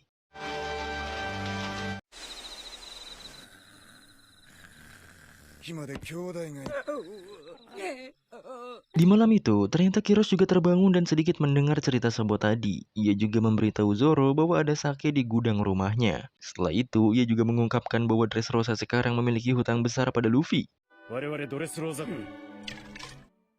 Setelah itu, akhirnya Robin dan Frankie tidur. Zoro dan Kiros akhirnya minum berdua. Di sana, Zoro mengatakan bahwa ia nanti ingin berlatih pedang dengannya. Tentu saja itu suatu kehormatan bagi Kiros. Tak disangka pendekar pedang terkenal sepertinya mengajaknya latihan bersama. Setelah Zoro juga ikut beristirahat, Kiros akhirnya menatap langit Dressrosa dan mengingat anaknya. Kiros pun keluar dari rumah itu sembari membawa surat di lengannya. Kita beralih ke suatu lautan. Saat ini, kelompok topi alis keriting yang sedang berlayar menuju Zou, kapal Sunny berada di tengah lautan dan cukup acak-acakan. Tim Sanji juga membawa Caesar, ilmuwan dari Panghazard yang merupakan pemakan buah gas-gas. Saat berlayar menuju Zou, di tengah perjalanannya mereka diserang oleh salah satu Yonko yaitu Big Mom, yang bertujuan untuk menangkap Caesar. Tampaknya mereka sudah sampai di Zou. Caesar juga mengeluh karena setelah perjuangan berat melawan kapal Big Mom, kelompok Sanji tampaknya ingin membuat masalah lagi.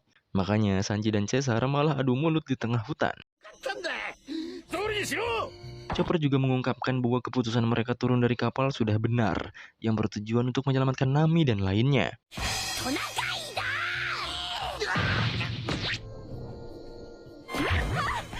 Di sisi Nami, Brook dan Momo, mereka sedang dikejar oleh seseorang. Orang-orang itu juga malah menganggap Nami menyembunyikan seorang wanita dan dianggap menyerang pulau. Tapi tiba-tiba saja ada semburan air yang besar datang pada mereka.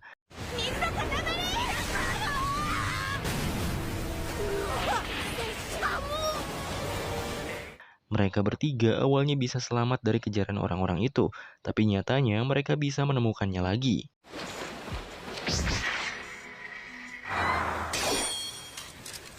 Untung saja refleks Brook sangat bagus dan terjadi baku hantam di sana.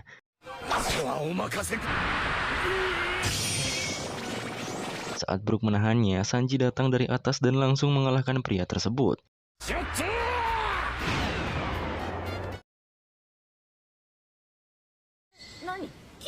Karena pria yang bernama Ship's Head itu dikalahkan, mereka akhirnya memutuskan untuk mundur sementara. 水が引いていく。 Kami dan lainnya masih ngecek betapa anehnya pulau ini, dan ada seorang wanita yang memperhatikan mereka diam-diam. Sanji juga melihat sabuk Shiphead yang bentuknya seperti bendera bajak laut. Karena Chopper sudah memanggil, mereka pun langsung bergerak. でござる。下の Fokus pun kembali ke kediaman Kid, Hawkins, dan Apo. Mereka semua dikagetkan oleh sebuah hantaman keras yang jatuh dari langit. Bukan hanya hantaman itu saja, tapi satu kapal mereka juga hancur akibat serangan tadi.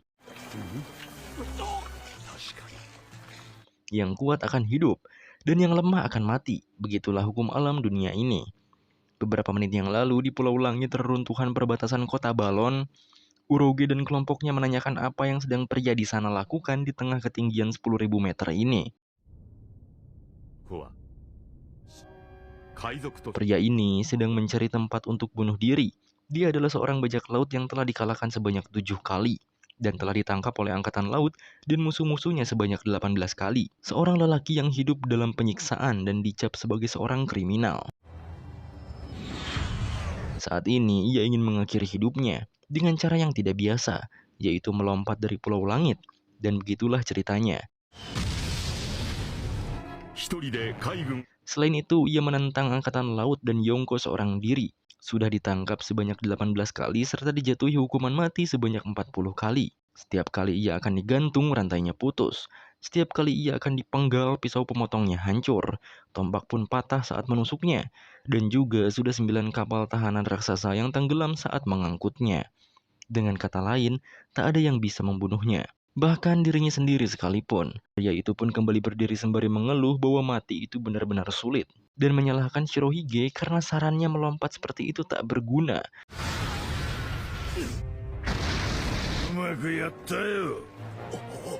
Dan laki-laki yang mencari tempat bunuh diri itu adalah Kaido, sang raja para binatang buas.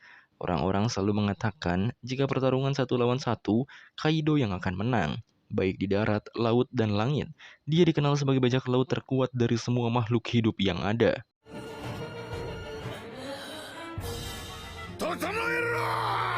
Dia pun berteriak untuk segera siap pada Joker. Siap untuk melakukan peperangan besar. Ia tak peduli meskipun dunia ini hancur, karena sudah waktunya melakukan peperangan terbesar abad ini. Singkat cerita, 3 hari pun telah berlalu setelah pertempuran Luffy melawan Doflamingo. Otsuru tampaknya sudah sampai di Dressrosa, diikuti Sengoku yang santai sembari ngemil. Mereka pun menuju pangkalan angkatan laut untuk berkomunikasi dengan Fujitora. Sambil berjalan, Sengoku ternyata lebih dulu tahu soal Fujitora yang marahan sama Akainu. Di sana, Otsuru langsung bertanya, mengapa ia tak langsung menangkap Luffy dan Law? Tapi si Isho-san ini malah gak bisa memutuskan, karena Luffy adalah penyelamat negeri ini. Makanya ia malah mengandalkan Dadu untuk memutuskannya.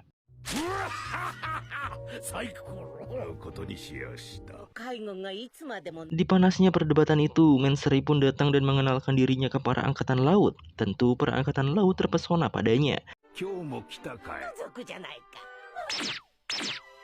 Selain Menseri, Moji dan lainnya juga di sana. Setelah mereka mengenalkan diri, mereka juga mengatakan bahwa seharusnya para kurcaci memang tak boleh menunjukkan diri mereka.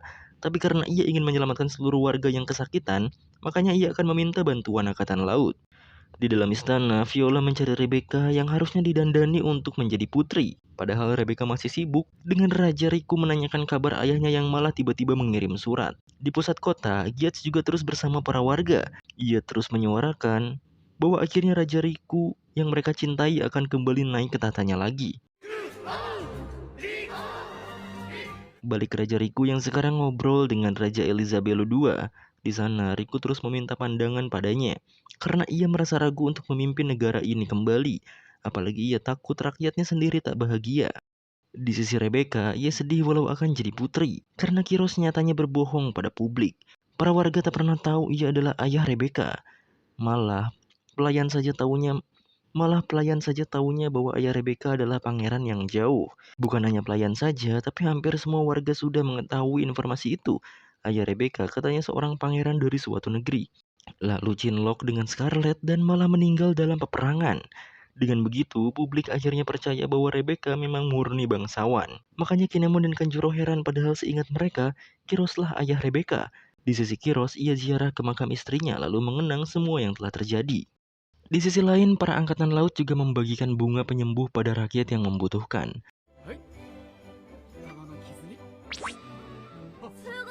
Tentu saja itu berkat Menseri yang memanfaatkan sukarela dari para angkatan laut untuk mendonorkan darah mereka.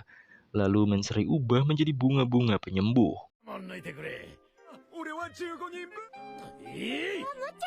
Singkatnya, sekarang kita berfokus pada Otsuru dan Fujitora. Di sana mereka gambling lagi. Jika dadu yang keluar bukan angka selain 1, maka mereka akan mengejar Luffy dan Law. Balik ke rumah Kiros, di sana Kinemon dan Kanjuro membawakan mereka cukup banyak makanan, yang tentu saja Luffy ikut bangun untuk makan. Di sana Kanjuro juga mengatakan bahwa semua orang sedang membicarakan rumor bahwa ayah Rebecca sudah meninggal dalam peperangan. Kiros pun akhirnya mengakui bahwa ialah yang pertama kali menyebarkan rumor itu. Orang-orang yang mengetahui kelahiran Rebecca hanyalah anggota keluarga kerajaan dan beberapa anggota Don Quixote yang melakukan penyelidikan. Dari dulu masyarakat juga hanya mengenal ibunya saja, tidak dengan dirinya. Ia menyebar rumor itu agar masyarakat tak mengetahui bahwa ayah Rebecca adalah Kiros. Alasannya karena Kiros adalah orang yang buruk dengan catatan kriminal di masa lalu.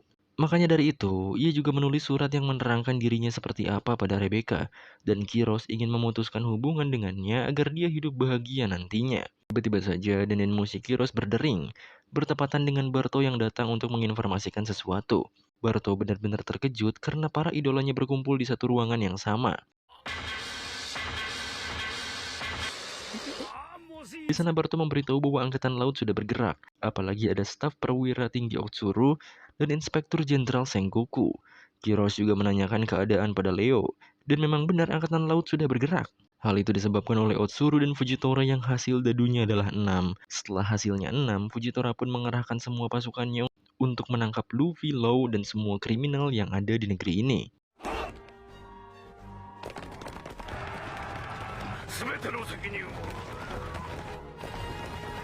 Semua angkatan laut akhirnya bergerak, dan strategi telah diatur oleh Bastille. Bastille sudah menyiagakan prajurit di semua pelabuhan dan mengendalikannya. Tak akan ada jalan lagi untuk melarikan diri dari negeri ini. Fujitora juga menyerahkan semua itu pada Bastille, dan ia pergi ke suatu tempat. Di rumah Kiros, Usopp dan lainnya juga sudah siap pergi dari Dressrosa. Namun masalahnya, mereka kagak punya kapal. Tapi Kiros tampaknya sudah mengatur strategi dengan Leo. Begitu juga Barto yang sudah merencanakan pelarian dengan para petarung. Barto akhirnya memimpin jalan bagi Luffy dan krunya untuk segera pergi ke pelabuhan yang berada di timur. Tapi Usopp juga khawatir karena angkatan laut sudah ada di mana-mana. Tapi Barto menenangkannya karena katanya sekutu mereka sudah siap di titik-titik paling penting. Pada akhirnya mereka pun keluar dari rumah dan menuju pelabuhan timur.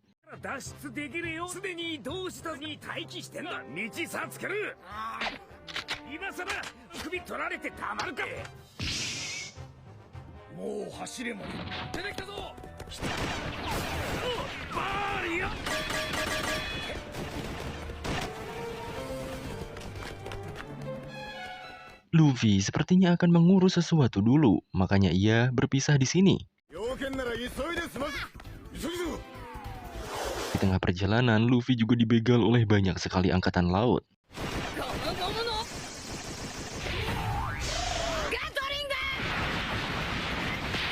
Di sisi Raja Riku, ia bersiap menuju kota bersama Tank untuk mengumumkan akan memerintah Dressrosa lagi. Sedangkan Viola melihat Luffy dan lainnya sedang dikejar-kejar angkatan laut. Makanya Rebecca menyayangkan hal itu karena belum sempat berterima kasih atas semuanya. Para angkatan laut tentu mengetahui mereka yang menuju pelabuhan timur, tapi pasukan yang berjaga di area timur sudah dibabat habis, dan denden mushi mereka dibajak oleh para sekutu Luffy.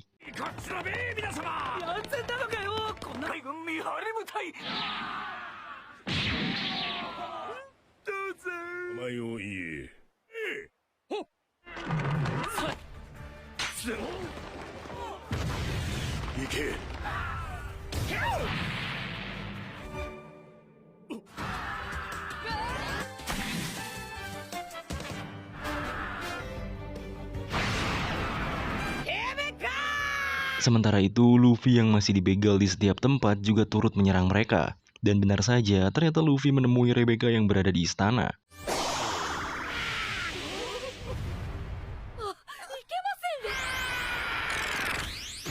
Di sana, ternyata Luffy memastikan soal Rebecca, karena Kiros tampaknya akan pergi dan tak akan tinggal bersamanya. Rebecca yang juga tahu agak bingung, tapi ia pun memutuskan untuk bertemu dengan ayahnya sekali lagi. Makanya, ia langsung meminta bantuan Viola. Rebecca pun akhirnya dibawa pergi oleh Luffy. Karena dibawanya dengan cara seperti itu, para pengawal keluarga kerajaan pun panik dan malah menganggapnya penculikan. Raja Riku juga panik, walau setelah mendengar yang menculik Luffy, ia jadi terdiam. Karena ia tahu pasti itu soal Kiros. Kabar itu juga dengan cepat tersebar pada para warga. Mereka tak menyangka penyelamat mereka malah menculik putri kerajaan. Begitu juga dengan pihak Angkatan Laut.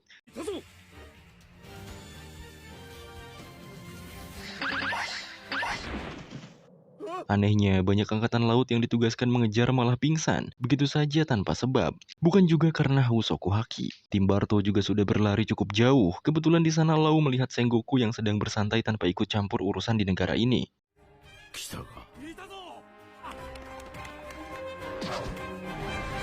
Bukan hanya angkatan laut, tapi ternyata para warga juga ikut menangkap Luffy karena dianggap menculik putri mereka. Tapi Luffy terlalu licin untuk ditangkap.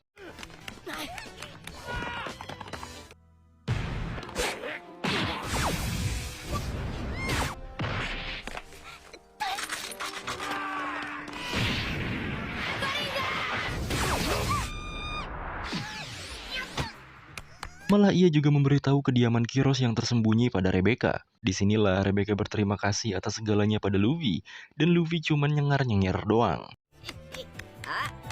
Sementara itu Kiros tampaknya sudah siap untuk pergi juga, sambil agak sedih karena tak akan bisa bertemu anaknya lagi. Rebecca juga sudah berpisah dengan Luffy, dan sekarang ia berlari ke rumah ayahnya sendirian sampai terpeleset.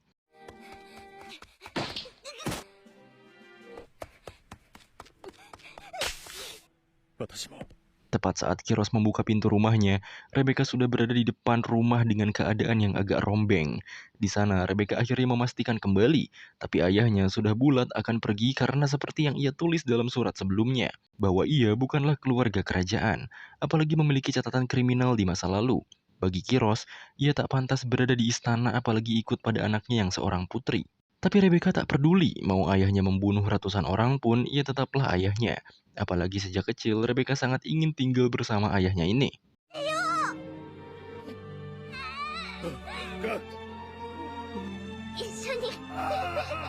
Sementara itu, Raja Riku sudah pasrah karena tahu mau kemana semua ini mengarah.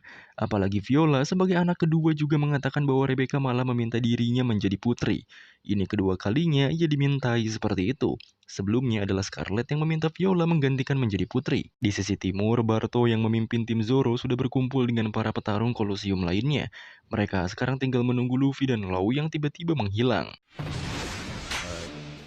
Buruknya lagi di sana udah ada Fujitora yang sebagai tameng terakhir angkatan laut. Tapi si Zoro malah bernafsu dan siap juga dengan pedangnya.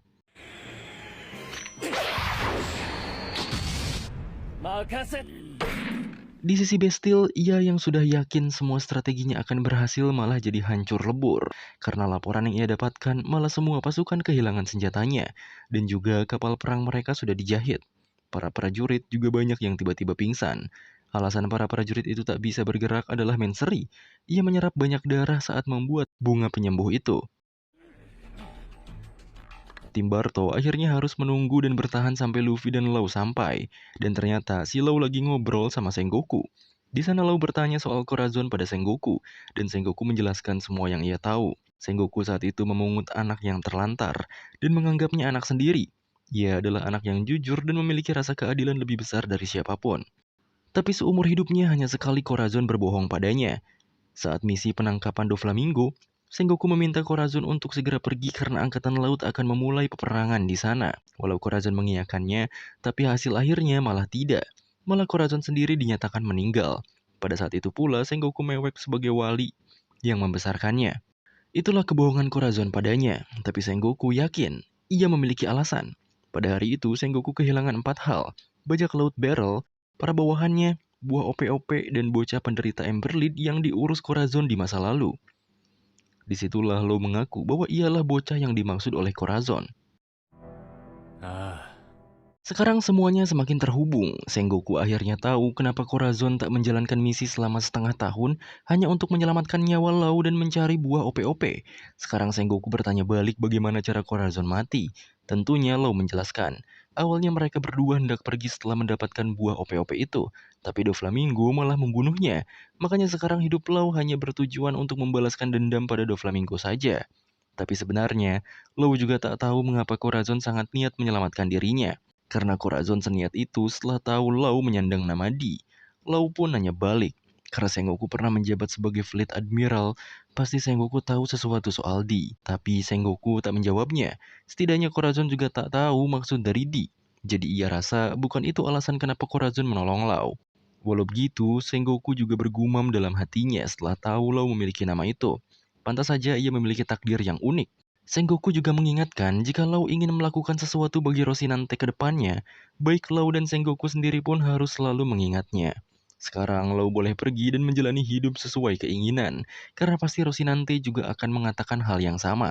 Balik ke Fujitora, tampaknya ia benar-benar serius berusaha menangkap mereka semua. Ia pun mengangkat semua puing-puing bangunan ke arah langit.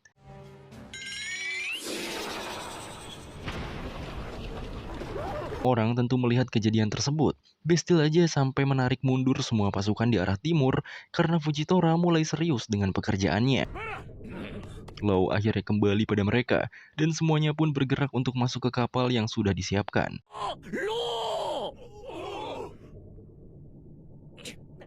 Luffy juga sudah kembali, tapi ia tidak kabur dari Fujitora. Ia malah melayani setiap serangan Fujitora.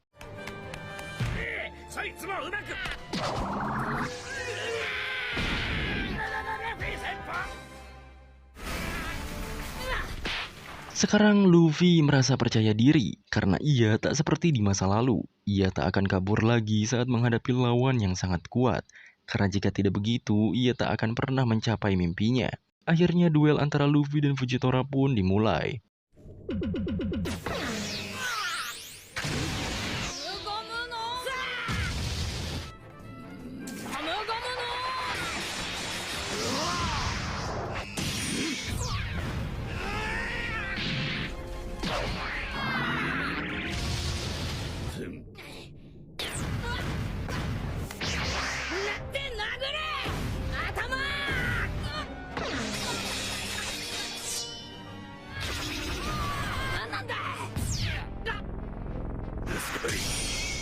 Di tengah pertarungannya, Fujitora tampaknya emosi karena Luffy selalu memberitahunya setiap akan menyerang. Makanya ia seakan diremehkan. Tapi si Luffy malah memberikan alasan karena ia tak bisa menyerang orang buta sepertinya. Luffy benar-benar akan mengalahkannya, walau ia tak membencinya. Makanya Fujitora ngakak dan ia benar-benar serius melawan Luffy.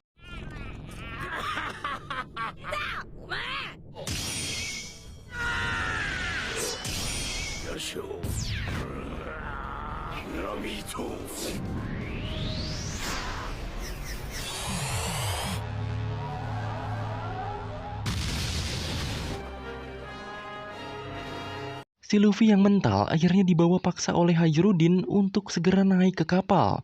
Setelah si Luffy aman, malah si Zoro sekarang yang mau ngetes sama Fujitora. Di jalan, Usopp sempat nanya sama Orlumbus, di mana kapal yang ia siapkan. Orlumbus pun menunjukkannya, dan ternyata banyak sekali kapalnya. Plus, mereka juga membuat dermaga sendiri.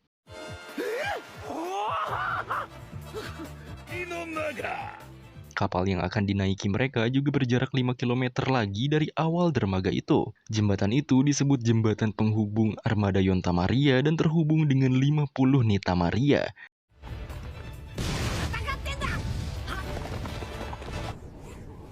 Fujitora yang ditinggalkan oleh mangsanya akhirnya menggunakan puing-puing yang ia kumpulkan untuk menghantam mereka semua.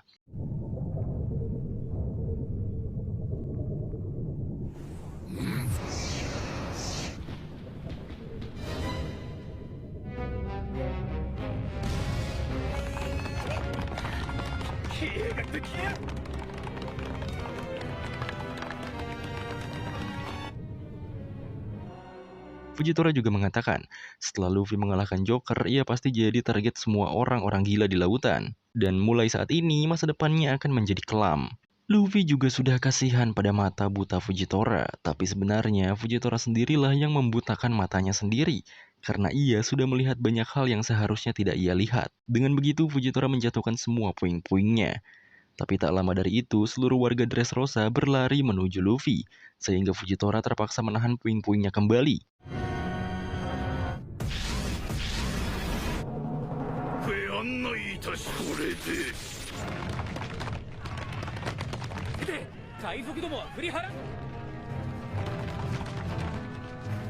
Luffy yang masih digenggam Hairudin akhirnya minta dilepaskan buat melihat para warga Dressrosa.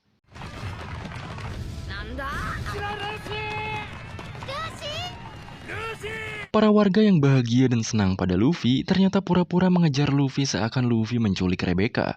Padahal mereka berteriak dengan senyuman, tawa dan kebahagiaan atas negara mereka. Walaupun Fujitora buta, ia tetap bisa merasakan aura positif seluruh masyarakat di sana. Makanya ia hanya diam. Para warga juga nyatanya sudah tahu bahwa Luffy tak menculik Rebecca, melainkan membantu Rebecca bertemu dengan ayahnya kembali. Soal rumor ayahnya Rebecca juga sebenarnya dusta, karena faktanya Rebecca memang anak dari Kiros. Seluruh warga sudah tahu sejak 16 tahun yang lalu, bahkan merasa bahagia mengetahui kabar itu. Selain itu, mereka juga tahu soal para kurcaci. Sekarang mereka hanya bertugas membantu penyelamat negeri mereka untuk melarikan diri dari Angkatan Laut. Karena dengan mereka pura-pura mengejar Luffy, maka Angkatan Laut akan kerepotan untuk menyerang.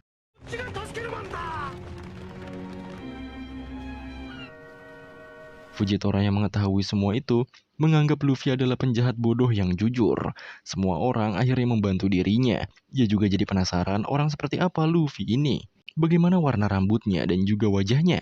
Dengan senyumannya, Fujitora untuk pertama kalinya mengatakan, seandainya ia tak membutakan matanya, mungkin ia sudah melihat wajahnya. Pasti Luffy memiliki wajah orang yang baik. Ia akhirnya bingung harus diapakan puing-puingnya, yang ada malah membuatnya malu. Balik ke Luffy dan lainnya, mereka pun sudah sampai di kapal utama dari armada Yonta Maria. Kapal ini bahkan membuat Hairudin saja terlihat sebesar manusia biasa. Hairudin akhirnya berbicara pada Luffy bahwa ia memiliki 4 rekan raksasa lain. Bersama mereka, ia ingin mengumpulkan raksasa lain dan membangkitkan kejayaan bajak laut raksasa di dunia ini. Orlumbus juga meminta izin dengan armada Yonta Marianya yang memiliki 56 kapal. Ia akan melayani Luffy. Leo sebagai ras kurcaci juga akan bergabung dengan Luffy. Begitu juga dengan Idio dan Blue Genie, mereka berdua sudah memutuskan berpetualang bersama di lautan. Abdullah dan Jet juga akan ikut bersama mereka berdua. Sulaiman juga akan ikut bersama Cavendish. Di balik itu semua, si Luffy masih kagak ngerti apa yang dibicarakan mereka. Akhirnya mereka pun menjelaskan dengan detail. Sebenarnya mereka sudah berdiskusi soal ini sejak bermalam bersama di istana. Sebagai informasi sesuai dengan urutan undian,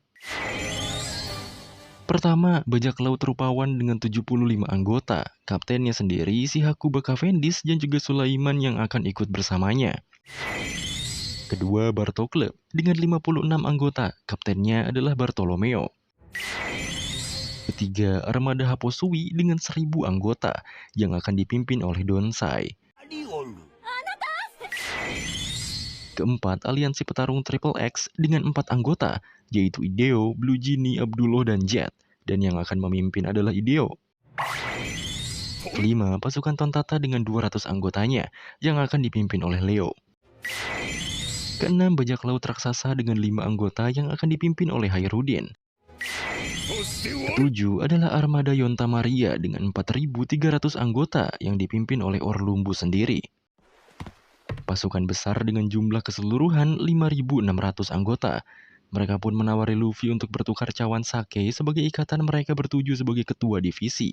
Dengan begitu, Luffy akan menjadi pemimpin mereka, dan mereka akan jadi bawahan Luffy di bawah bendera bajak laut topi jerami. Para bajak laut yang terafiliasi dengan Doflamingo, ternyata mereka berniat menyerang bajak laut topi jerami sekarang juga. Mereka menyatukan kekuatan akibat Dressrosa yang telah diambil alih oleh Raja Riku lagi. Balik Luffy, Barto akhirnya menuangkan sakenya ke 7 cawan para ketua divisi dan 1 cawan besar untuk ayah mereka yaitu Luffy.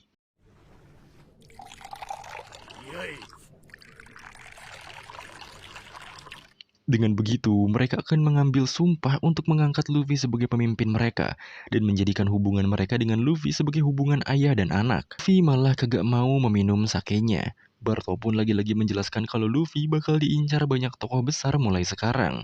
Jadi Luffy pasti membutuhkan kekuatan dari mereka. Terlebih karena mereka sudah diselamatkan oleh Luffy dan krunya, makanya mereka bersumpah akan membantu apapun yang terjadi. Dengan 5.600 bawahan, mereka akan selalu membantu Luffy untuk menjadi raja bajak laut dan menaklukkan dunia. Mereka semua pun bingung harus gimana lagi, karena mereka kepengen banget Luffy jadi pemimpin armada besar ini. Tapi Luffy masih kekeh karena ia pikir mereka semua bakal bikin sesak di kapalnya nanti. 僕でもしかして宴の Akhirnya mereka pun akan memaksa Luffy dengan cara apapun untuk memimpin mereka. 次だろう古文だ手上げて飲ませよでスターの僕だよ俺は海 Karena terus ribut, Luffy berteriak bahwa ia hanya ingin menjadi raja bajak laut saja, bukan orang penting yang mereka maksud itu. おい Ditambah kelakuan goblok si Zoro yang nyuir cawan sakenya pakai tangan. 俺にもくれじゃあ俺も Akhirnya Luffy pun berbicara serius di hadapan mereka semua. Saat Luffy dan krunya berada dalam bahaya, ia akan meminta bantuan mereka. Begitu juga dengan sebaliknya. Apapun yang terjadi, Luffy dan krunya akan menyelamatkan mereka.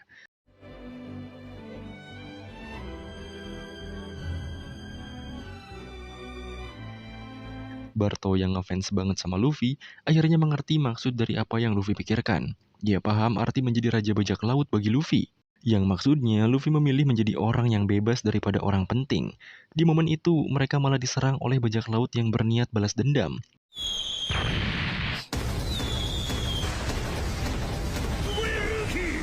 Tapi sebagai hadiah perpisahan, Fujitora menenggelamkan mereka dengan puing-puingnya itu.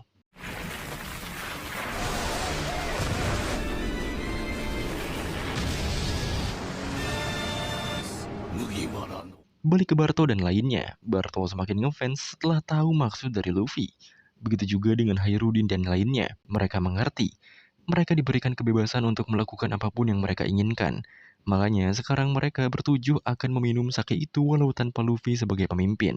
Karena kebebasan itu, mereka sudah memutuskan bersumpah untuk Luffy. Dengan ini, mereka telah menjadi pengikut Luffy. Dan di dalam segala cuaca, mereka akan menjadi tameng atau tombaknya. ルフィ先輩 Akhirnya, mereka bertujuh meminum sake dari cawan ini atas kemauan mereka sendiri dan mengabdikan jiwa serta raga mereka.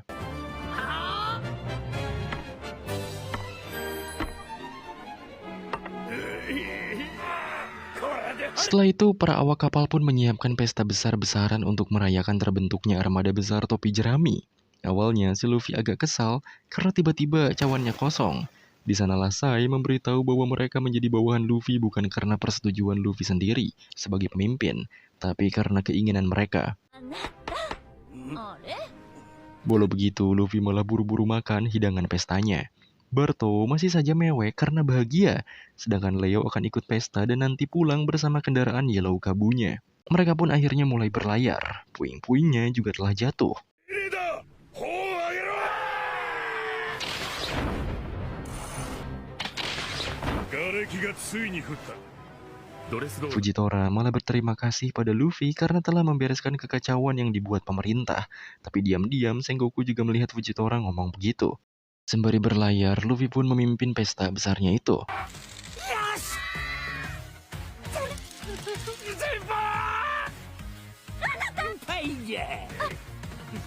Di sisi Rebecca sendiri, akhirnya ia bisa bahagia kembali bersama ayahnya.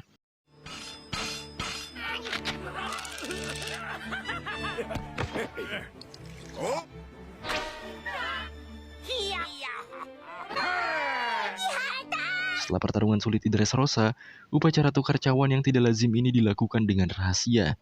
Entah ini takdir atau kebetulan, ketujuh orang kuat ini bersatu dan bersikeras untuk menjadi pengikut Luffy. Setelah ini, mereka akan semakin berkembang dan akan memicu insiden besar yang akan menjadi sebuah sejarah baru.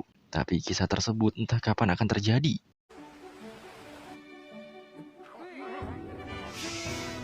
Di tengah pesta, Law masih menatap pulau Dressrosa yang semakin lama semakin tak terlihat. Robin juga mendekatinya, karena dengan Doflamingo yang kalah, tujuan Law sudah tercapai. Lalu apa yang akan dilakukan Law selanjutnya? Tapi Law malah acuh dan pergi sembari mengatakan untuk tidak memikirkannya. Kembali ke Dressrosa, sebuah organisasi akhirnya menelusuri negara ini, termasuk daftar selundupan dan barang-barang ilegal Doflamingo. Tapi hasilnya nihil, dan tentu saja mereka sudah mengira bahwa yang melakukan itu adalah pasukan revolusioner. Organisasi yang sekarang bergerak adalah Cyberpol Aegis Zero. ようにな。 Dressrosa adalah negeri yang penuh tragedi. Benang kegelapan telah mencabik-cabiknya. Dan sekarang setelah melewati semua tragedi tersebut, mereka menahan air mata mereka dengan bermain musik. Musik tepukan tangan yang terdengar dengan nyaring. Tirai kesedihan yang selama ini menyelimuti mereka akhirnya dibuka dan telah berakhir. Raja telah kembali dan hari-hari yang damai akan dimulai kembali. Bukan hanya itu, kepala suku Tontata dan juga Putri Menseri juga mengenalkan diri pada seluruh masyarakat Dressrosa. Raja Riku juga mendapatkan surat soal pertemuan dunia Reverie yang akan dilaksanakan tahun ini. Saat itu juga, Viola sebagai putri mengatakan bahwa Rebecca dan Kiros akan berkunjung ke istana. Para pengunjung kerajaan ini akan terkagum oleh sesuatu. Sesuatu itu adalah para kurcaci yang sekarang berbaur di kota dan hidup berdampingan dengan manusia. Selain itu, mereka juga bekerja sama untuk membangun patung Kiros, Lucy, dan juga Gad Usopp. Sekarang fokus pun beralih pada angkatan laut. Fujitora mengatakan bahwa ia akan mengembara karena tak boleh ke markas manapun oleh Akainu akibat melepaskan Luffy dan Law. Tapi saran Sengoku adalah meminta maaf saja. Di sisi Otsuru, ia masih berbicara dengan Dovi. Doflamingo mengatakan bahwa apa yang dilakukan Fujitora sangat disayangkan. Andai saja ia bisa diajak kerjasama, maka semua ini tak akan terjadi. Apalagi Doflamingo sudah memegang kendali semua monster yang ada di dunia. Namun Otsuru meminta Dovi menutup mulutnya saja karena semua pengandaian yang Dovi bicarakan itu tidak ada yang menjadi kenyataan. Hasilnya juga sudah jelas, Dovi kalah oleh Luffy. Dovi akhirnya memperjelas maksudnya. Para monster yang kehilangan sumber makanan yang biasanya ia berikan akan kehilangan kendali. Lagi pula tak ada yang benar-benar berada di puncak semua lautan saat ini. Mau itu Yonko, Shichibukai, atau generasi terburuk. Bagi Dovi yang menguasai semua lautan ini adalah angkatan laut dan pasukan militer yang memegang teguh keadilan. Walaupun ada beberapa anggota pasukan revolusi kuat yang harus diwaspadai, keluarga D telah bersembunyi dalam bayang-bayang sejarah. Kapan dan di mana mereka akan menunjukkan diri, siapa yang akan saling berhadapan, dan siapa yang akan saling berkhianat. Katakanlah pada Tenryubito di Tanah Suci Merijoa, bahwa kekuasaan mereka akan dijatuhkan. Sudah 25 tahun sejak Gold Roger berhasil mengarungi Grand Line, dan musuh bebuyutannya yaitu Shirohige malah memilih untuk tidak menduduki tahtanya, tapi malah menghormatinya. Dan sekarang yang terjadi, jumlah bajak laut yang semakin meningkat, tapi tahta sejarah bajak laut untuk memperebutkan tahta kekuasaan akan dimulai. Selain itu, Dovi juga meminta Otsuru untuk membawakannya koran setiap hari agar ia tidak bosan di Impel Down. Diam-diam, ternyata pergerakan angkatan laut juga diperhatikan oleh seseorang. Mereka juga cukup waspada karena formasi kapalnya seperti siap untuk berperang, padahal hanya mengantar satu orang saja. Dengan lambang bajak laut yang pernah kita lihat sebelumnya, Kapten Jack yang memimpin di sana sepertinya akan berusaha menyelamatkan Doflamingo. Singkat cerita, Luffy dan lainnya sudah selesai dari kapal Yonta Maria dan pindah ke Barto Club untuk menuju Zou. Di sana, Barto juga memamerkan kapalnya yang unik dengan nama Going Luffy Senpai. Di sana juga ada desain Luffy. Selain itu, ada desain Merigo sebagai kapal pertama topi jerami. Robin juga notice sama desain belakang kapal Barto dengan wajah chopper. Lalu ada pohon-pohon jeruk sebagai penghormatan untuk Nami. Sebagai ahli kapal, Frankie sangat tersentuh dengan desain yang penuh cinta ini. Bahkan Barto juga menjadikan V-Frag, makanya semuanya sama-sama koplak. Bellamy juga mengambil sedikit V-Frag card milik Luffy. Walaupun ia tak akan jadi bawahan Luffy, tapi ia mengambil sedikit untuk jaga-jaga. Tentu saja, para kapten divisi armada topi jerami juga mengambil V-Frag card itu, lalu berpisah dengan bos besar mereka. Dimulai dari Luffy, harga buronannya naik jadi 500 juta berry. Zoro, si pemburu bajak laut, 320 juta berry. Si anak iblis Nico Robin jadi 130 juta berry. Cyborg Frankie jadi 94 juta berry. Khusus untuk Usopp, namanya berubah dari Sogeking ke God Usopp, dan harganya 200 juta berry. Disitulah si Usopp agak senang dan agak takut. Frankie juga heran kenapa Usopp malah lebih gede. Selanjutnya si kaki hitam Sanji yang jadi 177 juta berry. Di poster Sanji juga berubah fotonya, dan di sana juga tertulis Only Alive yang artinya Sanji harus ditangkap secara hidup-hidup. Si kucing pencuri Nami juga naik dengan harga 66 juta berry. Penyuka permen kapas Chopper dengan harga buronan yang naik jadi 100 berry saja. Dan terakhir Soul King Brook dengan harga 83 juta berry. Brook tampaknya punya poster yang unik dan terlihat seperti poster konser. Selain mereka, poster Barto dan lainnya juga naik sekitar 50 juta berry. Begitulah harga buronan kru topi jerami. Dan sekarang perjalanan akan berlanjut ke Zou.